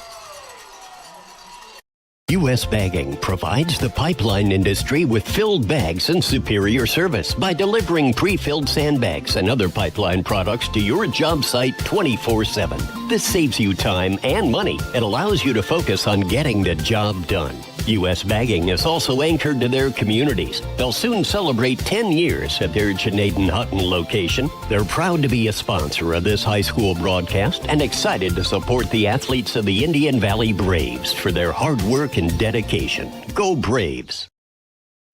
Welcome back to the Hartzler's Quality Housing Mobile Studio. We apologize as we're trying to get the breaks in right because we have no idea what's just been happening over the past couple of moments. The Indian Valley Braves trailing 20-0 after Glenville takes the opening second half kickoff right down the field and scores, and suddenly we're back at a one-score game. It's 20-14. And you can't say enough about the play of Riker Williams right now. Defensively tonight, defensively last week, he has risen to the occasion. He's done everything he can to try to put this team on his back defensively. They've all done a great job, but he has stepped up in a big way right now. That got the offense rolling, and the Braves right now, Got to do it on special teams and do it on defense again. Cartoons of New Philadelphia kickoff is here again. Colt James, that's an onside. Goes up to an up man, battled around for it. It's still loose. Who's fighting for it and who's got it? Indian Valley, the one referee already singled Indian Valley, but now he's going into the pile. Braves ball! Indian Valley's onside pays off, and the man from the bottom of the pile. Look like number 20. Adler Sell. You have got to be kidding me.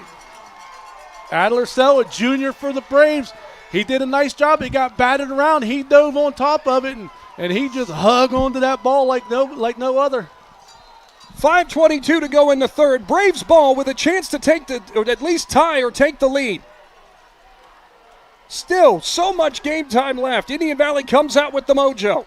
2 wide receivers left, 2 running backs in the backfield. Offset again. Williams lines up in front of Kinsey. Wildcat quarterback, second level and more. Still fighting, up at the 40. He is forward to about the 38-yard line, close to a first down, a 9-yard pickup for Kinsey. You got the momentum right now. You kind of wonder if Coach Lancaster and them kind of want to start going fast right here. And whistles here and a timeout for Glenville. It's brought to you by the Cush Financial Group, and Big Z Sports rolls on after this. Hungry? Swing by Tusky Deli, right in the heart of Tusky. They have the lowest prices on deli meats and cheeses, a fully stocked freezer and cold food section, and delicious grab-and-go sandwiches, wraps, salads, and more. And now, every Friday, they are firing up their brand new pizza oven for made-to-order pizzas that are hot, fresh, and unforgettable. Stop in, stock up, and taste the savings. Check out everything they offer by finding the Tusky Deli on Facebook. Tusky Deli, local, fresh, affordable. Kinsey Excavating and Trucking is a family-owned and operated business in New Philadelphia. KET is a general contractor. They provide services to commercial and municipal clients. They employ local union operators and laborers. KET is dedicated to providing outstanding work using the latest technology and employing local individuals to positively impact Tuscarawas County and the surrounding area. Kinsey Excavating and Trucking proudly supports the Indian Valley Local School District and wishes all area athletes, musicians, artists, and students a successful season. A rockin' house here now at Minerva as Indian Valley with the ball, trailing 20-14. Braves go I form. Barr fullback, Kinsey running back. Barr gets the handoff. He'll go up the middle. They tried the short yardage plunge, and I think he only got about a half yard, still third down and short. Yeah, he did everything he could right there. Glenville burned a timeout right there. They had to try to settle this defense down.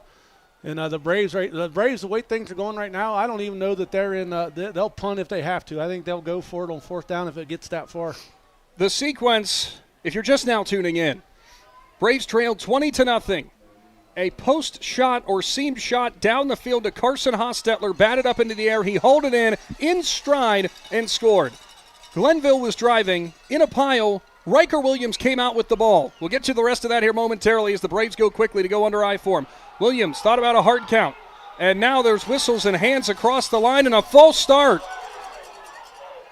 Somebody flinched for the Braves, the second time we've seen that, and Brogan O'Connor could not believe it. And the Braves players are saying that they're lining up in the neutral zone. There were hands across the ball after would have been the fact of a false start. So now it becomes 3rd down and 6. Indian Valley, though, after Williams pulled away that ball, went right down the field. Grady Kinsey found pay dirt from 13 yards out, and that's how we found ourselves at 20-14. Braves need a huge conversion. They're going to go fire here as they'll go 2 wide receivers right. Quickly to the line. Williams under center. Turns, hands it off. Kinsey, stutter step, second level, breaks 1 tackle. He's into the safeties at the 30, knockdown from the side. Yeah, and that tackle he broke was Sincere Johnson in the backfield.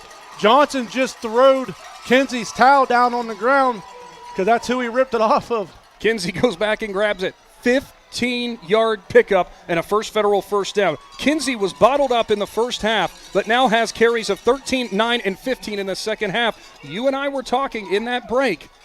Glenville's starting to look just a little bit tired on defense. Some of those linebackers with hands on hips. Yeah, hands on hips because these guys, they don't play both ways, and now they've been on the field so much here in the second half, it's starting to wear on them. Williams in the shotgun, 2 running backs with him, stacked to the right. Williams cuts back. He gets a nice lead block. He's at the 25. He was met there by Johnson, took him on, couldn't get over top of him, actually take it back. That was Kalon Bailey. You know, and the officials got to start paying closer attention right there as Kinsey's down on the ground. Number 11 right there takes his hand and shoves Kinsey's helmet back into the turf, and uses his head to get up off the ground, and that's something that the officials got to keep an eye on. 3.5-yard pickup for Williams, his fourth carry. Kellen Coates checks back into the game. Braves taking their time a little bit more now here. 3:15 to go here in the third quarter. Second down and 7. Standing on the cusp of the Jeff Wallach LLC red zone. 2 wide receivers out right. They actually line up Brogan O'Connor as a tight end on the right side. Stack the 2 players to the right. Kinsey direct read right side. Cut back lane. Breaks off 1 tackle at the 20 up to the 19. And he grinds out another good run. 6-yard pickup for Kinsey on the doorstep of a first down and into the Jeff Wallach LLC red zone.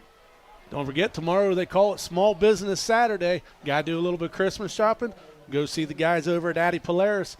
They can give you all kinds of all-terrain vehicles to give to your children for Christmas, maybe your husband, maybe your wife. Maybe she wants a new 4-wheeler with a snow plow on it. That way she can go out and play. Deontay Rembrandt will check in now for Glenville for DeAndre Taylor in the middle of that defensive line as they're going to try to stack the box. They've got 8 in there. Kinsey, fullback, cuts in, fights off of 1 tackle, still driving forward, and he's got a 2-yard gain and a first down. Yeah, he did. My goodness. He did a nice job. They kind of wrapped him around the waist, and he kept his feet moving. Well, now we have officials' whistles. I guess they're going to want a measurement here. It looked like Kinsey was far enough forward, but instead they're going to take a look at it. Williams is signaling for first down. Of course he is. And it will be a timeout for a measurement. We'll have to wait and see here. Actually, why don't we take a Cush Financial Group timeout, Shannon? We'll build the suspense. We'll roll on for Minerva after this. Katie, I don't know how you get to work so early, and you even have time to stop at McDonald's. It's so quick with the McDonald's app. I order and pay from home, pull into the pickup spot, and they bring my food right out. Or I can just run in and grab it from the pickup area. I always remember the app once I'm already at McDonald's. But that's okay. Just use it when you order at the drive-thru or inside. Open the app, get your code, and you'll earn points toward free McDonald's food. Plus, the app is loaded with daily deals. Suddenly I'm having a Big Mac attack. That sounds good. I'll order it from my app. The McDonald's mobile app. I'm loving it. The cowbells sound, and that's a good sign if you're a Braves backer because it is a First Federal Community Bank first down, about half the length of the football, Shannon, as Kinsey keeps the sticks moving, and that offensive line is too. Yeah, as soon as that first down sign was showing, those white tiles were up and flying in the air. Got to thank Henry Aqua Transport for coming on board and supporting the Indian Valley fans with those tiles. If you need pool water, well water, give them a call.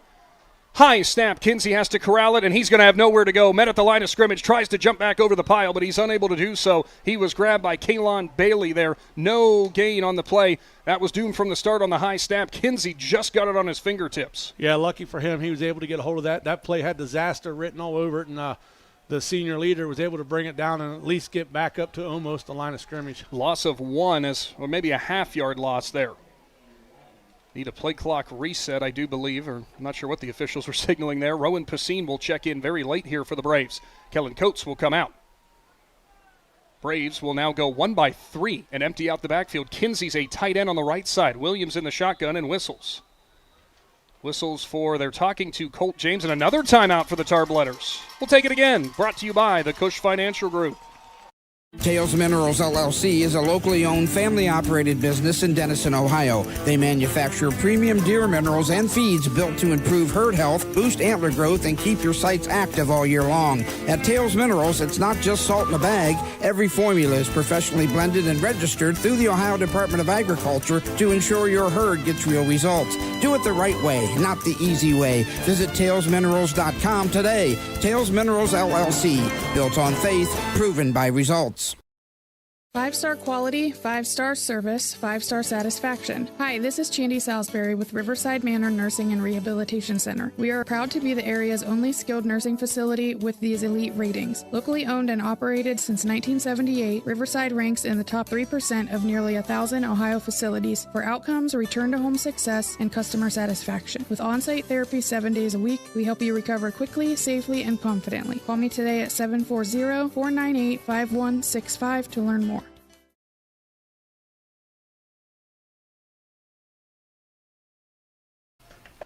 Back to the Hertzler's Quality Housing Mobile Studio, 1 by 3. Kinsey lines up as a wing/tight end to the right side. Williams empty in the shotgun. He'll go back to pass, rolls to the right side. A lot of backside pressure from Bailey. Tries to step up. There's the flag. Williams knocked out of bounds hard as he tried to go back to the back line, but couldn't get the pass there. And it is going to be a holding on Indian Valley, as Williams will get up just a little bit gingerly and come off. Yeah, I didn't see the hold. I don't know who it was on, but they were rolling that way, and he threw the flag back this way. Not sure where they'll say that holding was, but if it is a spot foul, of course, that will back Indian Valley up quite a ways then. Those kind of errors are what will really cost you in a game like this. Indian Valley had that problem in the first half, had seemed to polish it up, but not so much there. Did have a receiver open on the back of the end zone. Williams just couldn't get enough muster behind it. He was pursued by Bailey and another defensive lineman in number 23, DeAndre Taylor. So second down and a long way to go. 21, in fact. Pistol, true pistol this time, 2-by-2, as Williams will have Kinsey behind him and whistles and a timeout for Indian Valley. Coach Lancaster wants to take it. We'll hold it right here after multiple Cush Financial Group timeouts back to back to back. Shannon, Indian Valley has a lot of the momentum on their side, but these little mistakes, these little errors are what's costing them greatly right now. It is still only a one-score ball game, but the Braves have to keep this momentum rolling on their side. Yeah, these little penalties right now have kind of taken the momentum out of your sideline right now. They got to find a way to get a big chunk of this back, because really right now you've also taken yourself out of the range of Colt James's leg in this kind of cold weather. We've seen him be able to nail 35, 40 yarders in warm-ups before a game, but that's without no pressure, not on cold nights like tonight. And so you've kind of taken yourself out of a field goal range. The penalties got to get cleaned up here real quick. And I don't know what play they're going to draw up here. Maybe a center screen, maybe a little throwback, maybe a little halfback pass. There's something that Coach Lank seen in that formation by the defense that he wanted to call a timeout and see what they got drawn up. Minute 12 in the third, 2-by-2 again. They'll stay in the pistol. Williams in front of Kinsey. Glenville showing pressure. Back to pass. Edge rush from Bailey. Williams steps through it. Goes up to the second level. Pump fakes the throw, and Williams is met hard at a 16-yard line as he was hit by Jordan Johnson, but still a 13-yard pickup back past the original line of scrimmage. Boy, that little pump fake to the right, even though he was past the line of scrimmage, Shannon, really got that defender to bite. Well, that's backyard stuff right there. That's stuff that you don't coach. He goes running up through there and does a little pump fake 3 or 4 yards down the field, and the guy bit on it. If he could have seen Johnson, I don't think he's seen Johnson coming in. If he could have seen Johnson and found a way to sidestep him, he probably rolls for another 6 or 7 yards before he meets contact. Well, I take it back, as they only gave him a 12-yard gain as they marked it back at the 17-yard line. Braves go up to the line quickly. Kinsey, Wildcat quarterback again. Looks for room right side. Meets the linebacker. Still driving the feet. He's up to about the 9-yard line, and it's going to be 4th and inches. 9-yard pickup as the clock is going to hit 0 in the third quarter. Hold your fours in the air for the Final Four in Division 4. Big Z Sports rolls on for Minerva right after this.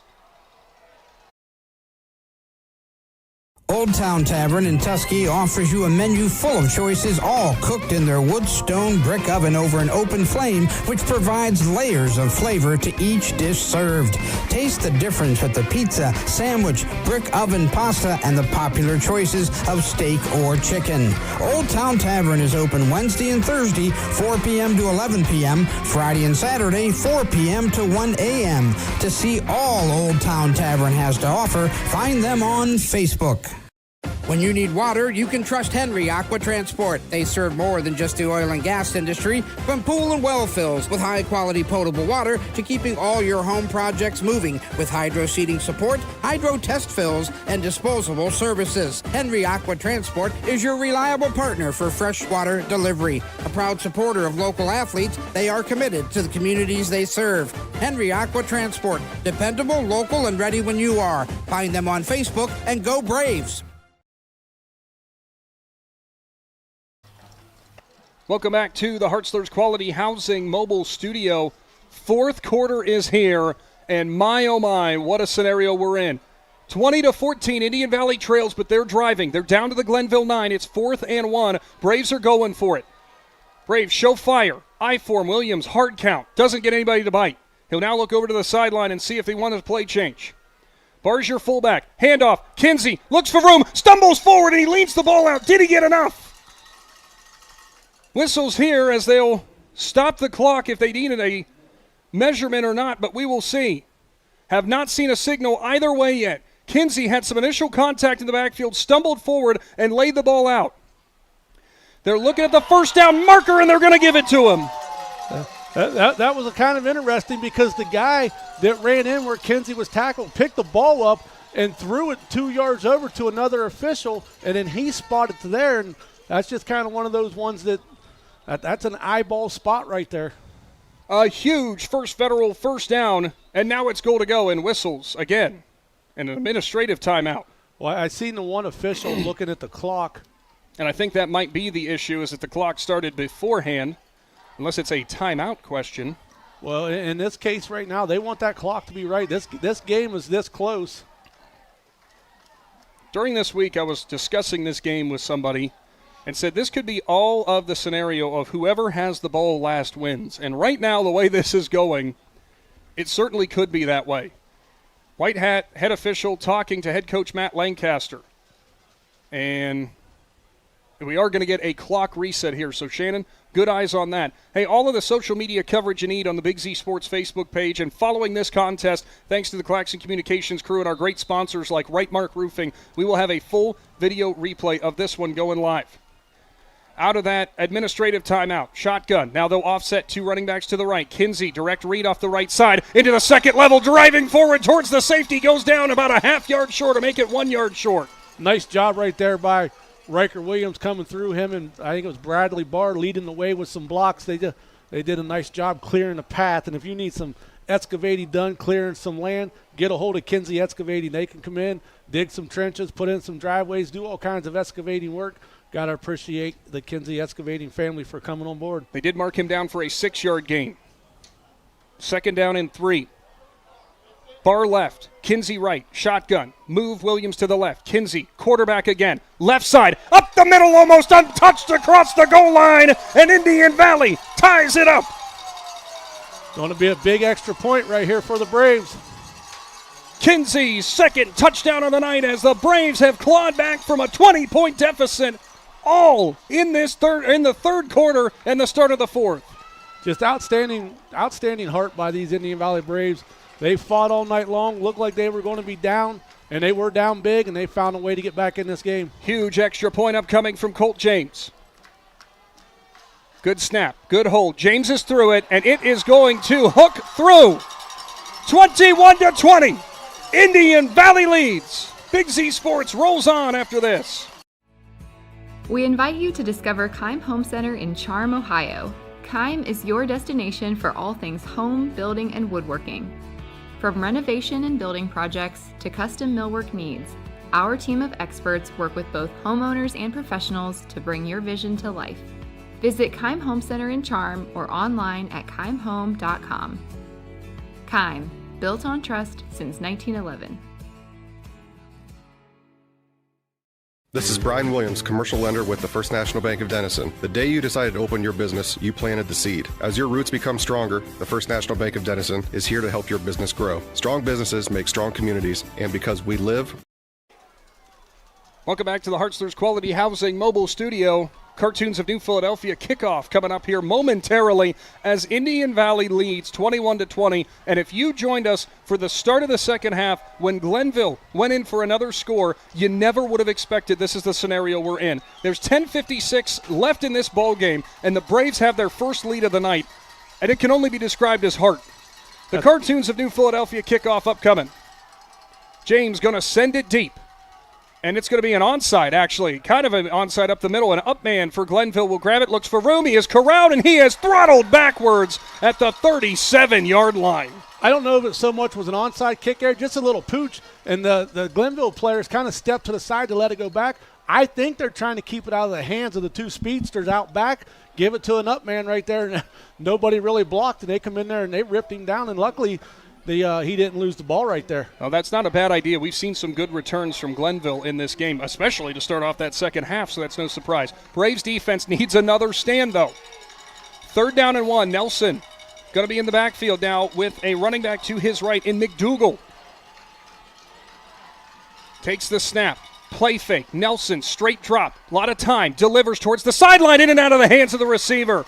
James was on the back of the receiver, but it was off of his fingertips by the time he got there. Nelson had a lot of time in that pocket, but it's almost like the timing was off. He was trying to hop through his progressions and delivered it late. Yeah, I think he kind of wanted – he looked this way at first, and then he went back that way. He had the receiver open. He just delivered it low.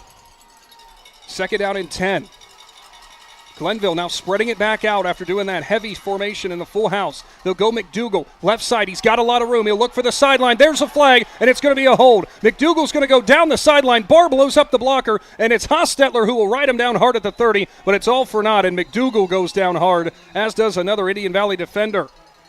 That was O'Connor. He'll hop back up, as will McDougal. This has been such a gritty game. That carry is not going to count, as it will go backwards.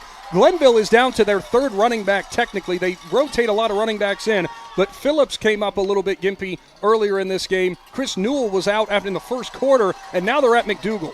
Yeah, and that right there, that was a nice job right there. That was another a play where he got outside because the defense didn't hold containment out here. They took the wrong angle, went inside, made it an easy block for the wide receiver. He blocked down. That left this whole side wide open. Indian Valley was bailed out by a holding penalty right there. 2nd down and 10 as it was at the line of scrimmage, so it was one of the defensive ends who might have been crashing inward. The Braves faithful are pounding the bleachers here at Minerva. 10:33 to go. Same formation, 3-by-1, and whistles and maybe a timeout. Official from the sideline is going to talk to the white hat. Yeah, I'm not sure what he's talking about. And it's a clock issue again, as he'll look back at the clock again. Apparently did not go on his whistle. I thought he was running out there to tell him about the baked pasta that he could get for a side with his filet down at Old Town Tavern. I was there Wednesday night, and that filet and that baked pasta was amazing. Well, it's always amazing when it comes to the Old Town Tavern. Huge supporters of Indian Valley Athletics, and we always love stopping by. Same formation, 3-by-1. Shotgun. Nelson has a running back to his right. Nelson straight drop, no pressure, delivers right side into the hands of the receiver, cuts inside. He's at the 40-yard line, spun around, 49, back at the 39. There's a flag. There's another flag in the pile, and they all go down. There was one flag near side closest to us, one flag in the pile. These could be offsetting. Yeah, well, that flag over there, with everybody holding him up, hopefully somebody didn't grab a face mask. Personal foul. Flag on the near side almost looks like it would be holding on a receiver, or it could be defensive holding, which would be disaster for the Braves. Well, I seen a Glenville player already say the one over there was on Indian Valley. We assumed as much in a pile and a scrum like that. But we'll see, because this is huge. This could be a big-time bailout for Indian Valley on the face mask there, and now Riker Williams is pointing back the other way. So let's see. Coach Lank was tapping his head like an ineligible player downfield. Face mask on the defense, as we had already probably noted, and it is an eligible man downfield. We go back to 2nd and 20, all offsetting. So mistakes both sides cancel out.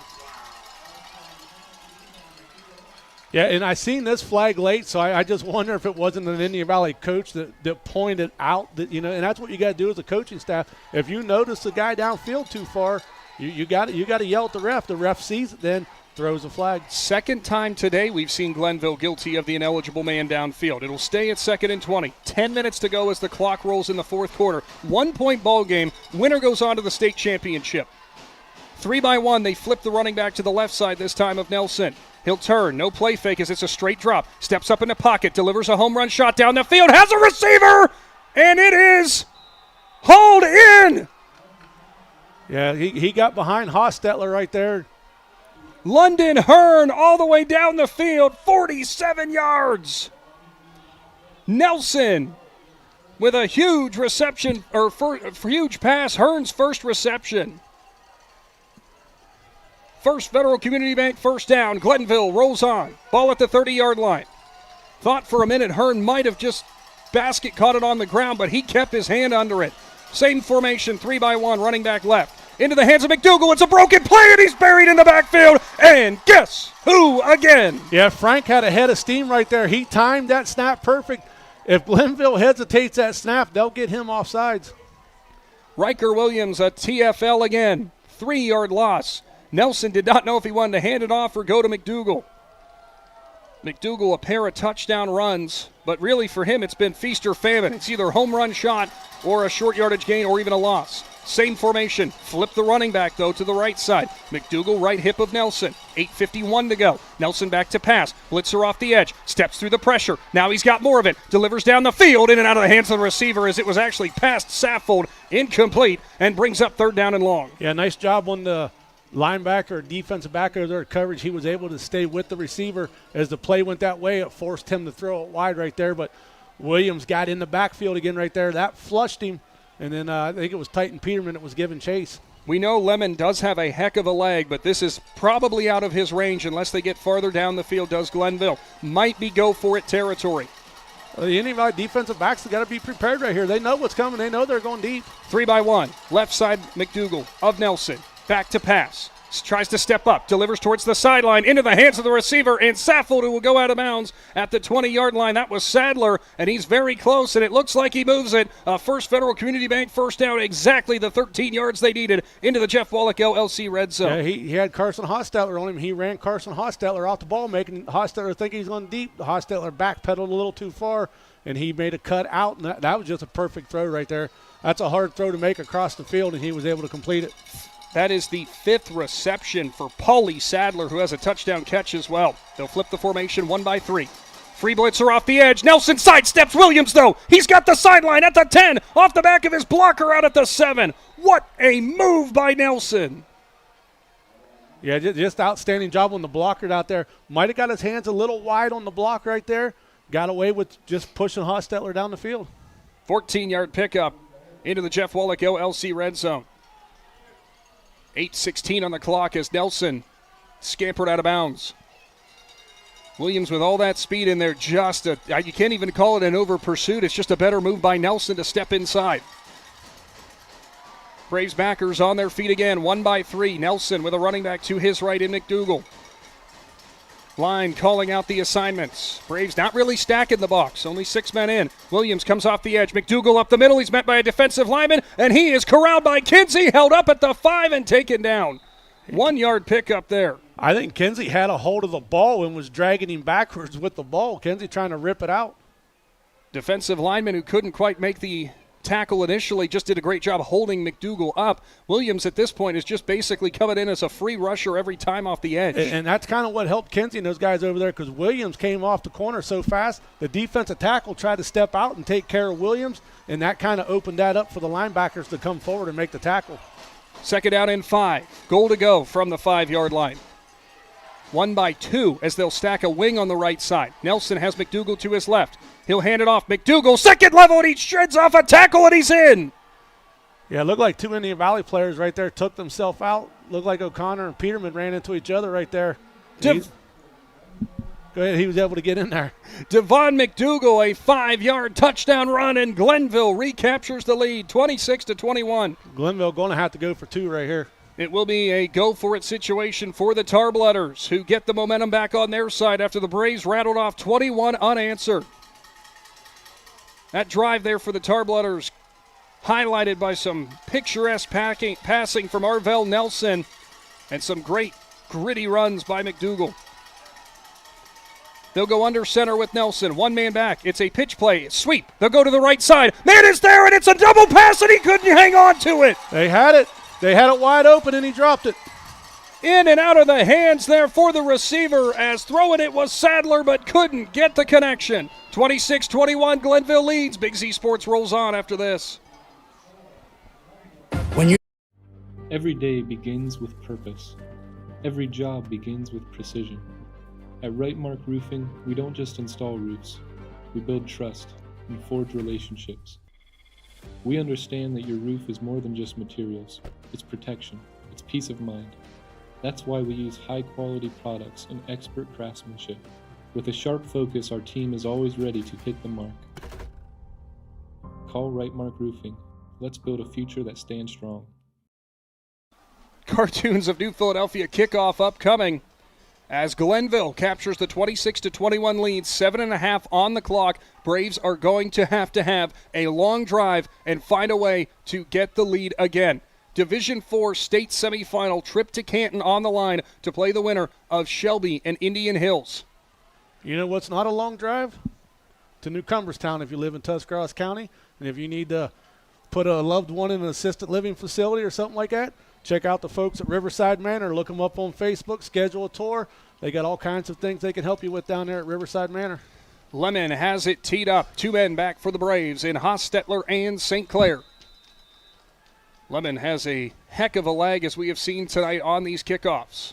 He'll run up to it and drive it deep. That one way into the night sky. Hostetler grabs it at his own 7-yard line. Looks for room up the middle. And he is tripped up from the side and down at the 20. Another huge play for Jordan Johnson. He has been all over the field on defense and special teams. Yeah, he got down the field so fast. The guy that was supposed to block him missed him, and he just kind of let him go. And Hostetler seen him and took a different angle. He was still able to come in there at the last second and get his hand up and bring him down. Got him on the ankles as Hostetler tried to get the legs up high. Ball at the 21-yard line. The junior quarterback in Riker Williams slowly walks out onto the field. Williams has been everywhere tonight, doing all that he can to try to keep Indian Valley rolling with this one.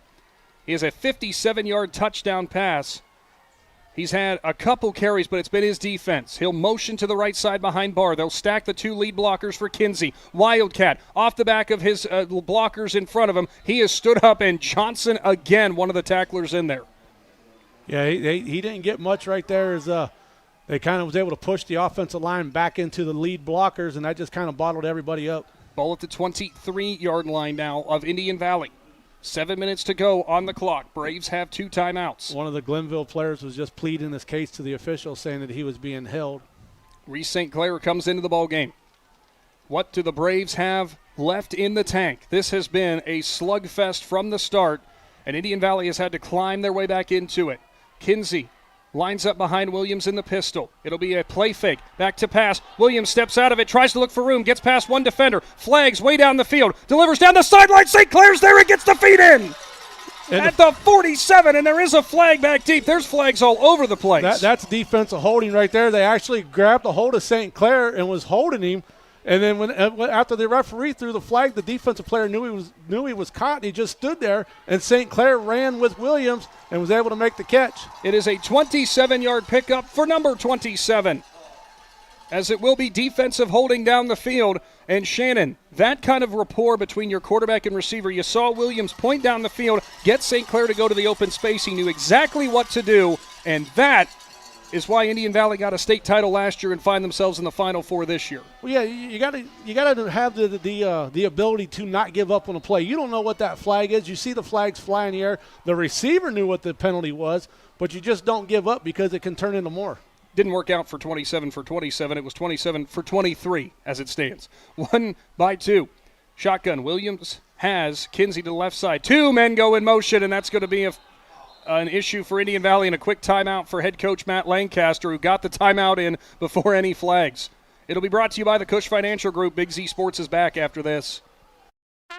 This is RJ Jacobs from DAC Vitamins and Minerals. Did you know that DAC Vitamins and Minerals has more than 40 proven equine supplements that include daily multivitamins, joint, digestion, reproduction and fertility, calming, and many other specialty products? DAC also carries a complete line of livestock products called DAC Show Contender. Feed DAC Vitamins and Minerals to get the competitive edge in the show pen. We've been feeding champions since 1983. Hi, I'm Zach Motice with the Tuscarawas Insurance Agency. For all your auto, home, farm, and business insurance needs, contact our team at the Tuscarawas Insurance Agency or stop in and see us at one of our 3 locations in downtown New Philadelphia, Sugar Creek, or in Strasburg, providing excellent service to the Tuscarawas Valley since 1885. Everyone here at the Tuscarawas Insurance Agency would like to wish all area athletes good luck this season.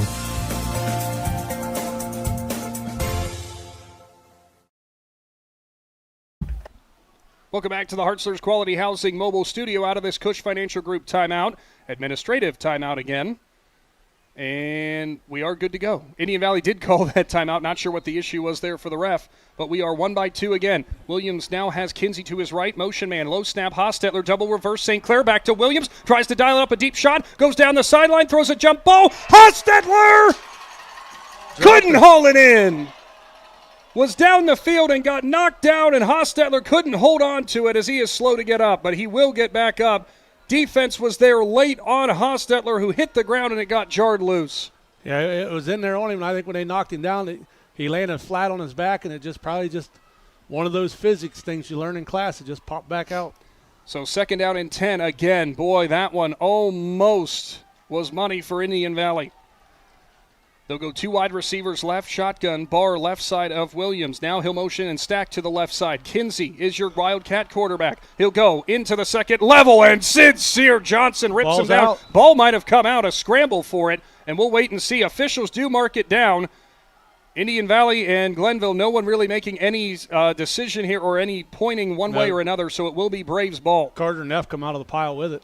So the center is the one who corrals it. Now, where it will be marked is the question, as it looks like they're going to put it at the 47-yard line. That would be a 1-yard carry there by Kinsey. Wow, Sincere Johnson swallowed him up that time. Yeah, it's just one of those plays right now that they know the Wildcat position. They just look for where the lead block's going, and they're going full head of steam to that spot. Braves need to hurry. There's 15 seconds on the play clock. They only have 1 timeout left. 6 minutes to go here. They trail by 5. Williams quickly comes out. Late substitution. Oh, never mind for Glenville. And now whistles and another timeout, and it's called by the Braves. No timeouts left for Indian Valley now. We'll keep it right here as we roll on during this Division IV state semifinal showdown. And Shannon, they have no timeouts left, goes to Indian Valley. Glenville only has 1. This is kind of indicative. Both these sides have had their mistakes so far tonight, and this could be brutal if you have to stop the clock late. And that's just it right there. That's how well these two teams have played and how well these two teams are coached. The formations and stuff are throwing each other off, causing problems where they've had to take multiple timeouts early in the half, and they just hopefully they don't need them if it comes down late in this game. Under 6 minutes to go here in the fourth quarter. It is Braves ball as they face a 3rd down and 9. Dodged a major bullet on a fumble there that was recovered by Carter Neff. They trail by 5 and have to keep this drive alive. This is your drive of the game right here with 6 minutes to go. Yeah, there's no punting in this drive, I believe. I think that Glenville is so good offensively. They've moved the ball well tonight. The Indian Valley's got to find a way to get a first down here to keep this drive moving. And if not, you'll go for it on 4th down after this play. Tarblooders trot out onto the field. Indian Valley in their huddle will break, and they will put 3-by-1 as they'll put James, Pacine, and St. Clair left. Hostetler isoed right. Pistol. Williams has Kinsey behind him. Now they'll motion him out to the left. Back to passes. Williams fakes the screen. That's going to be a hold. Actually, no flag. Williams steps back to the right side. He's going to try to dance around. Johnson delivers down the field. A diving attempt. It is hauled in, but his feet were well out of bounds. So now 4th down and 9 as Johnson was right in the face of Williams. It was Bailey off the edge who was upset as he thought he got held by Wilson. Yeah, Wilson kind of grabbed a hold of him a little bit, but as soon as he spun, Wilson kind of pulled his hands back. So, in high school football, they tend to give you a chance to play out of it, and that's Wilson was able to get away from it. Just whenever Williams got rolling this way, his receivers were all over on the other side of the field, and nobody kind of worked this way back with him. It is 4th down and 9, and the Braves are going to go. 5:47 to go, and this could be your ball game right here. Indian Valley breaks the huddle. Tight end left, 2 wide receivers right. I form, play fake to Kinsey. Williams is back to pass. Steps up, doesn't have time, has to roll to the right. Stiff arm, heaves it as a prayer. Jump ball, and it's almost into the hands of the Indian Valley receiver, but it bounces out. Off the fingertips of Sincere Johnson, off the fingertips of Barr, incomplete. I think there's a flag right here. And there is a flag back deep. Titan Peterman was back there blocking. 2 Glenville linemen are down, and it is going to be personal foul and a horse collar on Glenville. Oh, Glenville, they grabbed Riker Williams and bent him backwards. The Braves season stays alive. Yeah, Williams went to throw it, and as soon as he went to throw it, they grabbed the hold of the back of his shoulder pads, ripped him backwards. I don't know how he was able to get the ball off, but the officials were standing right there. Bailey is pleading his case that he was held again, but it is all for naught. A first federal first down, 5:38 to go on the clock. Williams had no other choice but to heave a prayer. It was nearly hauled in, but the late flag keeps Indian Valley in it. Barr, Williams, offset right. Kinsey, right side, follows his lead blocks into the next level, and he got up to the 31. And my, oh my, was that one close for a house call, but it's a 6-yard gain. Brogan Wilson got hip slung out here on the right side, but gets back up. Yeah, he number 11 right there, Cortez Yancey. He just kind of drove Wilson backwards and then threw him. 5:13 to go, 2nd down and 4. Braves not going to really be in an overly rushing kind of offense here, or in a hurry, I should say. They're going to rush the ball. St. Clair, your deep running back. Kinsey's your fullback. Pacine motions from right to left as tight end. Williams is under center. He'll turn. He'll give it off. Kinsey is met hard at the 20-yard line, or the 30-yard line, a 1-yard pickup, and making the tackle that time was Cortez Yancey. Yeah, and that play, we watched it develop from up here. Looked like there was going to be a hole, but that's just because the defensive lineman drove the offensive lineman into the ground, and that gave 2 linebackers a free shot at Kinsey. 4:35 to go in the fourth quarter as the clock rolls. Braves needed to chew some clock, but they've got to pay it off with a touchdown, trailing by 5. Indian Valley breaks the huddle.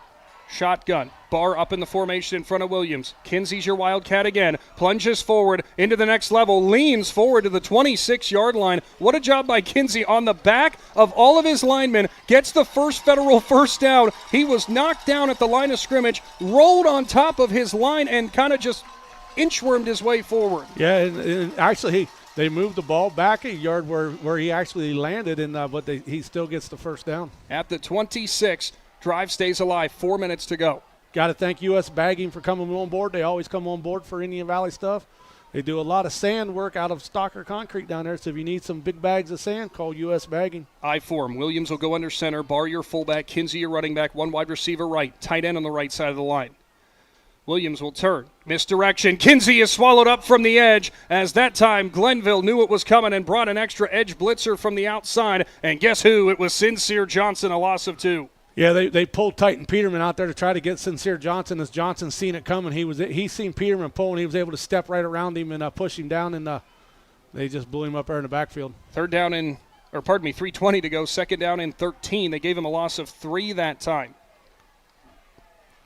Braves break the huddle. They'll put James ISO'd left. Tight end right side of the line. Make it 2 of them. Williams, I form, Barr fullback, Kinsey running back again.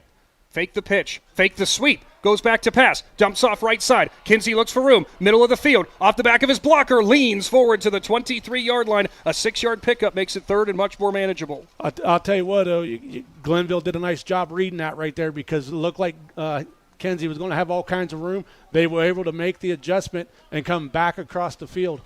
Actually, they mark it at 3rd down and 8, so it's a 5-yard pickup. Still much more manageable than 3rd and 13. James left with Pacine in the slot. Kinsey's going to line up as your Wildcat quarterback again. He'll go left side, looks for room, steps up, moves forward, up to the 20, maybe make it the 19-yard line. So 4th down and short upcoming. That would have been a 5-yard pickup. 4th down and 2 on the way for Indian Valley. Down to 2 minutes and 15 seconds.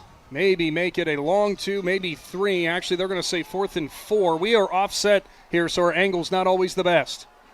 This is your game right here with 2 minutes to go on the fourth quarter clock. A trip to Canton hangs in the balance. Indian Valley looking to repeat. Glenville looking to return. Kinsey's your Wildcat quarterback again.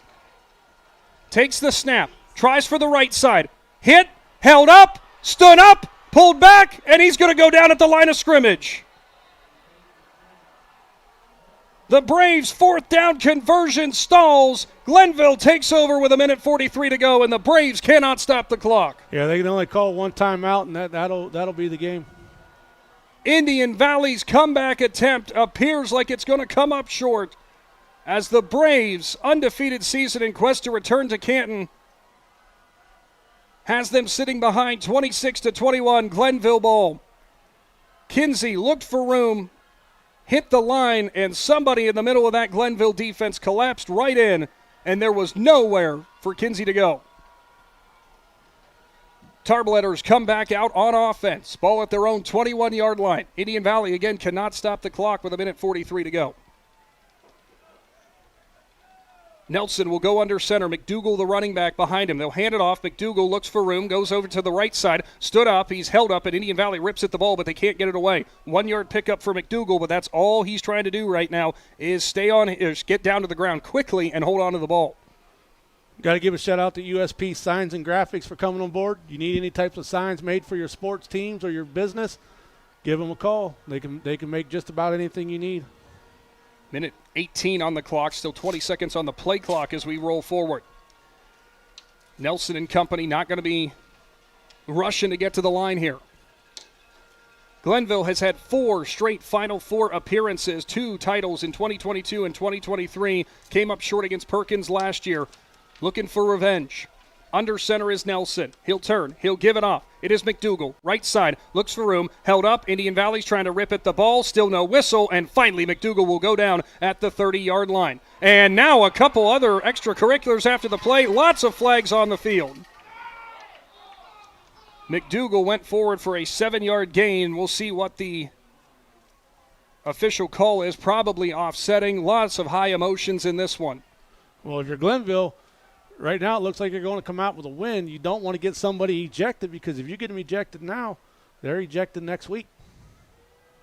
And it will be personal foul on Glenville. We'll see if there is another one on Indian Valley. Also, well, they pointed twice to Glenville's side. It was one on Indian Valley. Not sure who they were on. We cannot hear the numbers. But they would be offsetting. So it will be 3rd down and 1. Play will stand because it was after the whistle. Only 42 seconds on the clock, though. 3rd down and a yard. Although they have not officially started the clock yet. Braves going to have one chance here to try to rip the ball away and hang on. Glenville breaks the huddle. Nelson will go under center. McDougal will be your lone tailback. They'll go one by one on the wide receivers. Nelson, I wouldn't be surprised if just goes down to a knee potentially, and sure enough, he will. And with 30 seconds on the clock, that is going to do it here tonight from Minerva. The Glenville Tarblooders knock off the Indian Valley Braves and are moving on to Canton as Indian Valley's historic run will come to an end. Shannon, Indian Valley in this one found themselves down 20-0, rattled off 21 straight points to get back in the ballgame to take the lead for the first time, but it was Glenville who ended up being just a bit too much down the stretch, and the 3rd rushing touchdown for Devon McDougal ends up doing it for the Tarblooders. Yeah, I just kind of think maybe the passing game come out and caught, Indian Valley off a little bit. They weren't, short runs or short little screen passes. It was the deep ball, and Glenville just did a nice job adjusting on offense when Indian Valley's defense was making stops on them. And like you said, that Indian Valley team has a lot of heart, and the historic run comes to an end at 26-21. We will be back for our Dumont Sporting Goods postgame show as we wrap up everything here from Minerva as Indian Valley's 2025 campaign comes to an end. Glenville will play the winner of Shelby and Indian Hills. Big Z Sports will return right after this. At Hartson's Quality Housing, we believe a home is where families grow, memories are made, and futures are built. For 47 years, we've stood by the values that matter most: honesty, trust, and a commitment to our community. Our goal is to provide affordable, reliable housing solutions. We don't just build homes, we invest in the future by supporting local student athletes and the schools that shape tomorrow's leaders. Whether it's on the field or in the classroom, we're proud to stand with our youth and the families who cheer them on. Hartzler's Quality Housing, built on trust, committed to community. Wood Electric has been trusted with all of your electrical needs for over 30 years. They are the place to call for residential, commercial, and industrial work. Wood Electric is available 24 hours a day and ready to help with any electrical problem, outage, or installation. Wood Electric, serving Tuscarawas County and beyond since 1988. Like Wood Electric on Facebook or find them online at woodelectric.net. At First Federal Community Bank, investing in our community isn't just a slogan. It's how we do business each and every day. I'm Corey Parker, mobile mortgage lender, and our goal is to empower your financial well-being and build a lasting relationship with you, your family, and your business. We're here to assist you every step of the way, from checking and savings accounts to mortgages and commercial loans. First Federal Community Bank, serving your banking needs in Dover, New Philadelphia, Yorksville, Sugar Creek, Berlin, and Mount Hope. Equal housing lender, member FDIC, NMLS number 1810696. Is there anything better than high school sports? Hi, this is Dan Hosteller of Ferris Chevrolet Buick Toyota. High school sports brings out the best of our high schools and our communities, and the people at Ferris have always been behind the importance of athletics and academics. Just like we believe in the great cars and trucks that we sell and service every day. Like high school sports, we are a great tradition in the area. Ferris on the Wabash, New Philadelphia. Is your vehicle banged up? Do you want fast professional service to get back on the road? MPAC Collision offers 2 locations, Newcomerstown and Strasburg, to help you out. Whether you need auto glass repair, paintless dent repair, assistance with warranty and insurance, or just need a free estimate, MPAC Collision has you covered. So the next time you need a repair, visit MPAC Collision online at mpactcollision.com and start your free estimate and learn all about what MPAC Collision can do for you.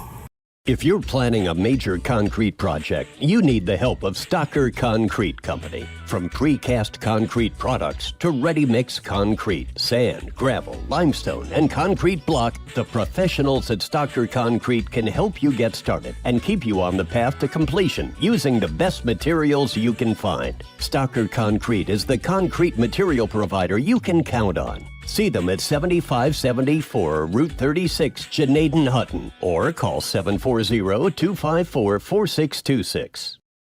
TMK Valley Propane is embracing remote tank monitors. Are you tired of going outside to check your propane tank or forget to order your propane on time? TMK Valley Propane now provides reliable remote tank monitoring technology. Let TMK Valley Propane take the worry away, provide timely delivery, and never run out of propane again. Thank you for your trust in TMK Valley Propane.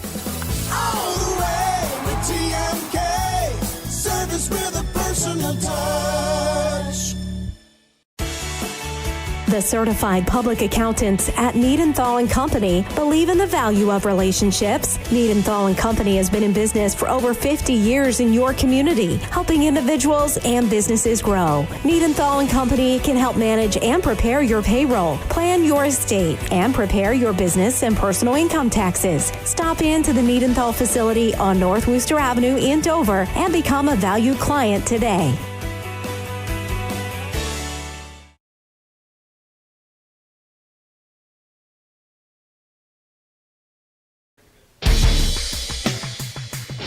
You found it. Big Z Sports on 99.9 WTUZ.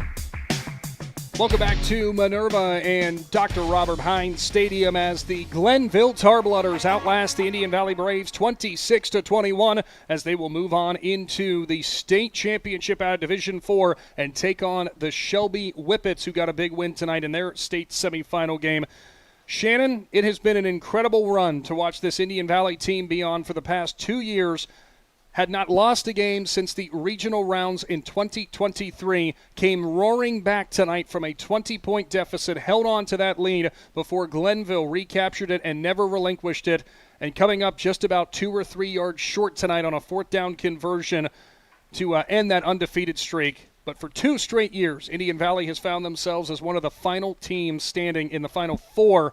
An incredible accomplishment for this Braves team and nothing to hang your heads about. No, you definitely don't want to hang your heads about it. You know, a lot of those players over there, they're upset that their football career is going to come to an end. Some of them will go on to play in college. The majority of them won't. And they, at the end of the night, you fought hard. You went down 20-0, and you found a way to come back and to take the lead 21-20. And Glenville was able to put a drive together to recapture that lead. And like you said, they just went down the field, gave themselves a shot late, and that's all you can ask yourself is give yourself a shot and don't quit. And Glenville was able to get a stop on 4th down. And what an outstanding football game! It was one of those games we said all week long we didn't know how it was going to go, and we got to witness a great football game between 2 good teams. From top to bottom, a fantastic football game. All you can hope for in a Final Four out of Division IV. We'll run down our final stats here before we officially wrap up for the day coming up after our next break. Riker Williams finishes out the day 6 for 12 for 132 yards with a touchdown and an interception. He also carried the ball 5 times, sitting at about roughly 30 yards or so. Grady Kinsey, a Mr. Ohio candidate and the Air Force commit in his final high school football game tonight. 32 carries, 127 yards, and 2 touchdowns, 2 receptions for 22 yards. Kinsey, as I said, those 2 receptions. Carson Hostetler with a pair of grabs for 92 yards. One of those went for a touchdown. Rowan Pacine with 1 catch for 1 yard. Reese St. Clair with a 23-yard reception. Shannon, there is no way to look at this other than heartbreak for Indian Valley in terms of just feeling bad that you lost the football game. But we got to say, for this entire senior class and for Kinsey too, for Kinsey in that senior class, What an incredible 4 years this has been that this senior class has given to this Braves program.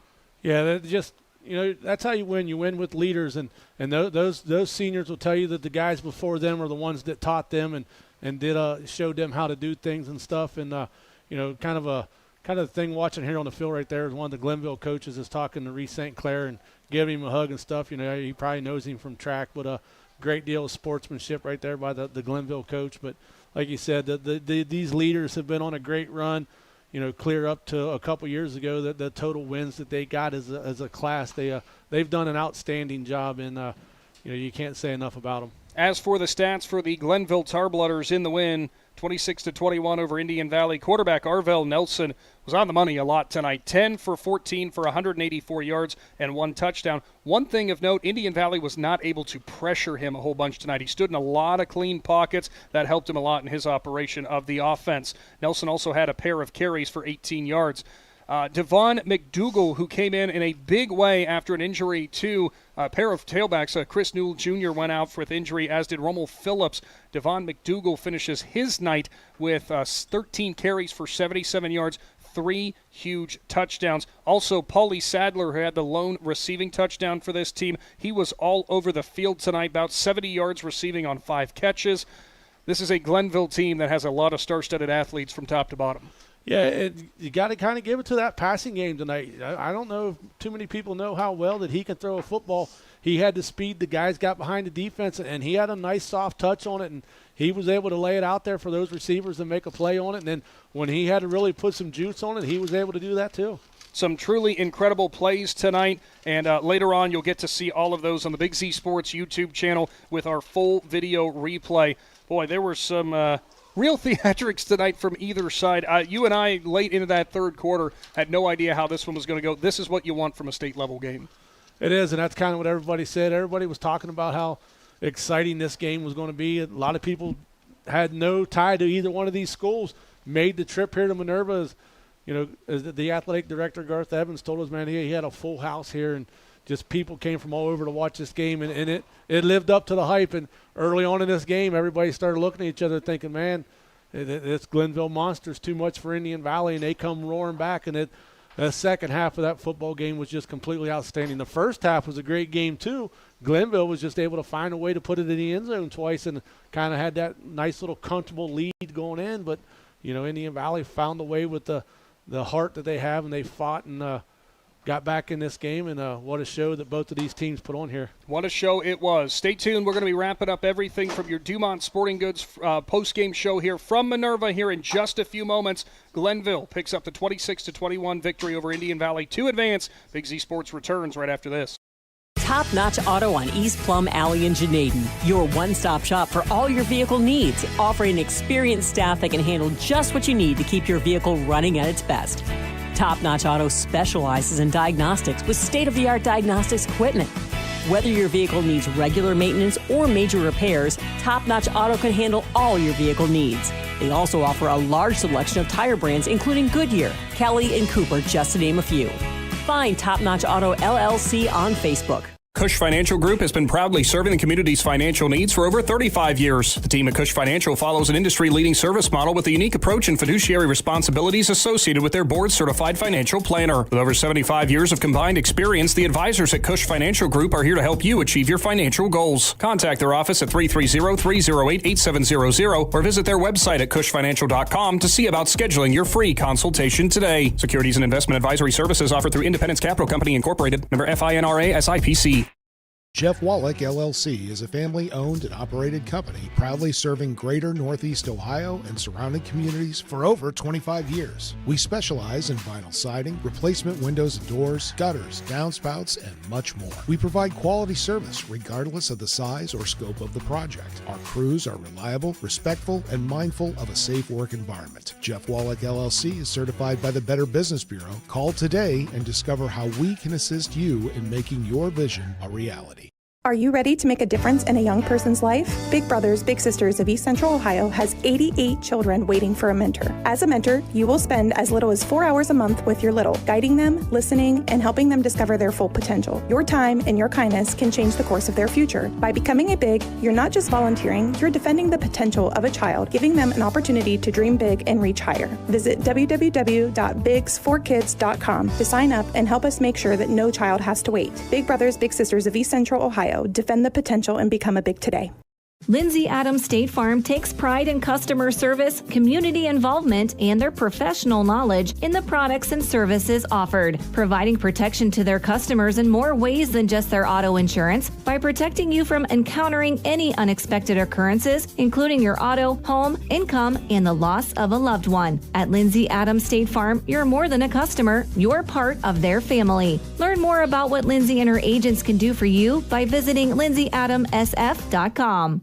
Ron's Heating and Cooling in Denison has been serving this great area since 1977. At Ron's, no matter what you need, they can handle it. From heating and cooling to standby Generac generators, water heaters, tankless water heaters, mobile home equipment, duct cleaning, and 24-hour no-heat service. Winter, spring, summer, or fall, all you have to do is call 740-922-5252. Ron's Heating and Cooling proudly supports high school sports and would like to wish best of luck to all local athletes participating this season.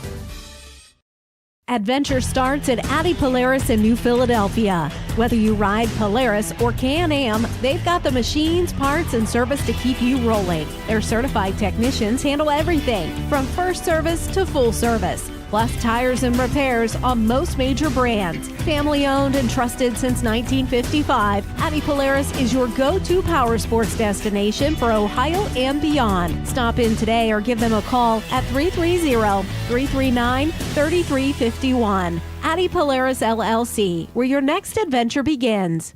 PAC Drilling, a family-owned and operated company since 2005 in Bolivar, takes pride in being an economic oil and gas drilling company. PAC's objective is to contribute to American energy independence through profitable development, operation, and marketing of oil and natural gas wells. PAC also employs operating technicians to oversee each and every well drilled to maximize its productivity and longevity. Contact PAC Drilling at pacdrilling.com.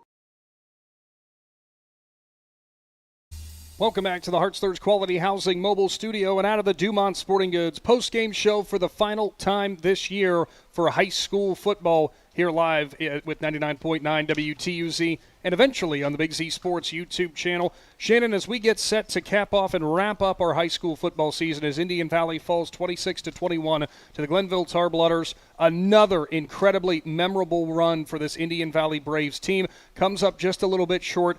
You know, it's always heartbreaking the year coming off of a state title run because sometimes you think that becomes the standard. But the fact is, getting there is incredibly difficult year in and year out. And the fact you had back-to-back Final Four runs, I hope a lot of people listening in right now and later on will realize just how incredible that truly is. Yeah, it's just tough to get out of your own region. And Indian Valley the last two seasons have cruised through their regions. And that in itself is something very, something they ought to be very proud of.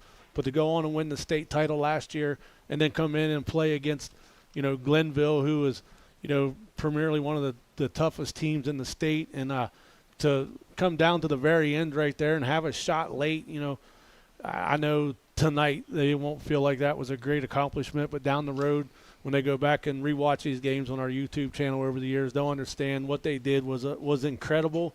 And they got a lot to be proud of. Certainly hope so that they do that, and we appreciate the entire Indian Valley Braves program, players, coaching staff, all of them for all of the great access all through, this last year, we'll say the last 4 years for that senior class. Speaking of that senior class, for Nathan Hunter, Rowan Pacine, Caden Riggs, Kyler Vosick, Grady Kinsey, Gary McTavish, Brogan O'Connor, Carter Neff, Xander Radcliffe, Coy Haney, Braxton Lynch, and Grayson Heath. We appreciate the last 4 years of your time, guys.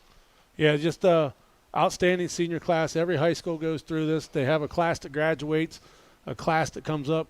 Well, one thing about it I watched out there on the field as we were at commercial, Sincere Johnson and Grady Kinsey were two of the last players out there. I seen Brogan O'Connor was still out there and one more player from Glenville. And all those little kids out there, were bugging them for pictures. And, Johnson and Kenzie sat out there and were taking pictures with all those little kids. And that's one thing I've always said, you might feel like you're only a high school kid, but those kids in elementary, the schools, they look up to you like you're the NFL superstars. And for those guys, after a hard-fought game, Grady after a loss, Sincere after a win, wanting to go celebrate with his team, they stood out there and took all those pictures and, signed a couple autographs. And that's what true leaders do.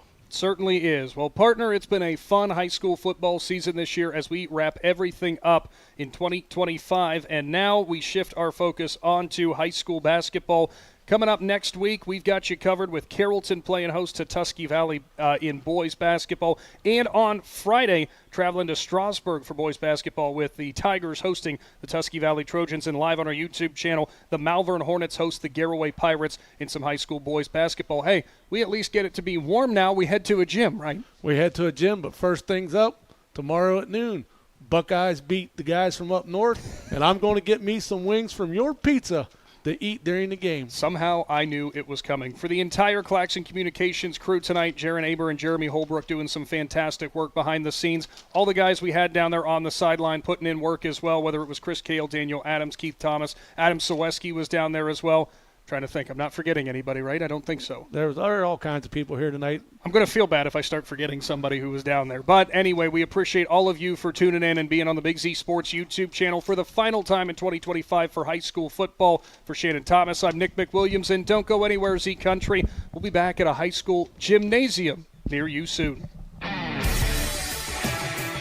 Thanks for watching this Claxon Communications production of High School Sports on the Big Z Sports YouTube channel. For the latest news and scores, follow Big Z Sports on Facebook, on Twitter @Big_Z Sports, and on Instagram.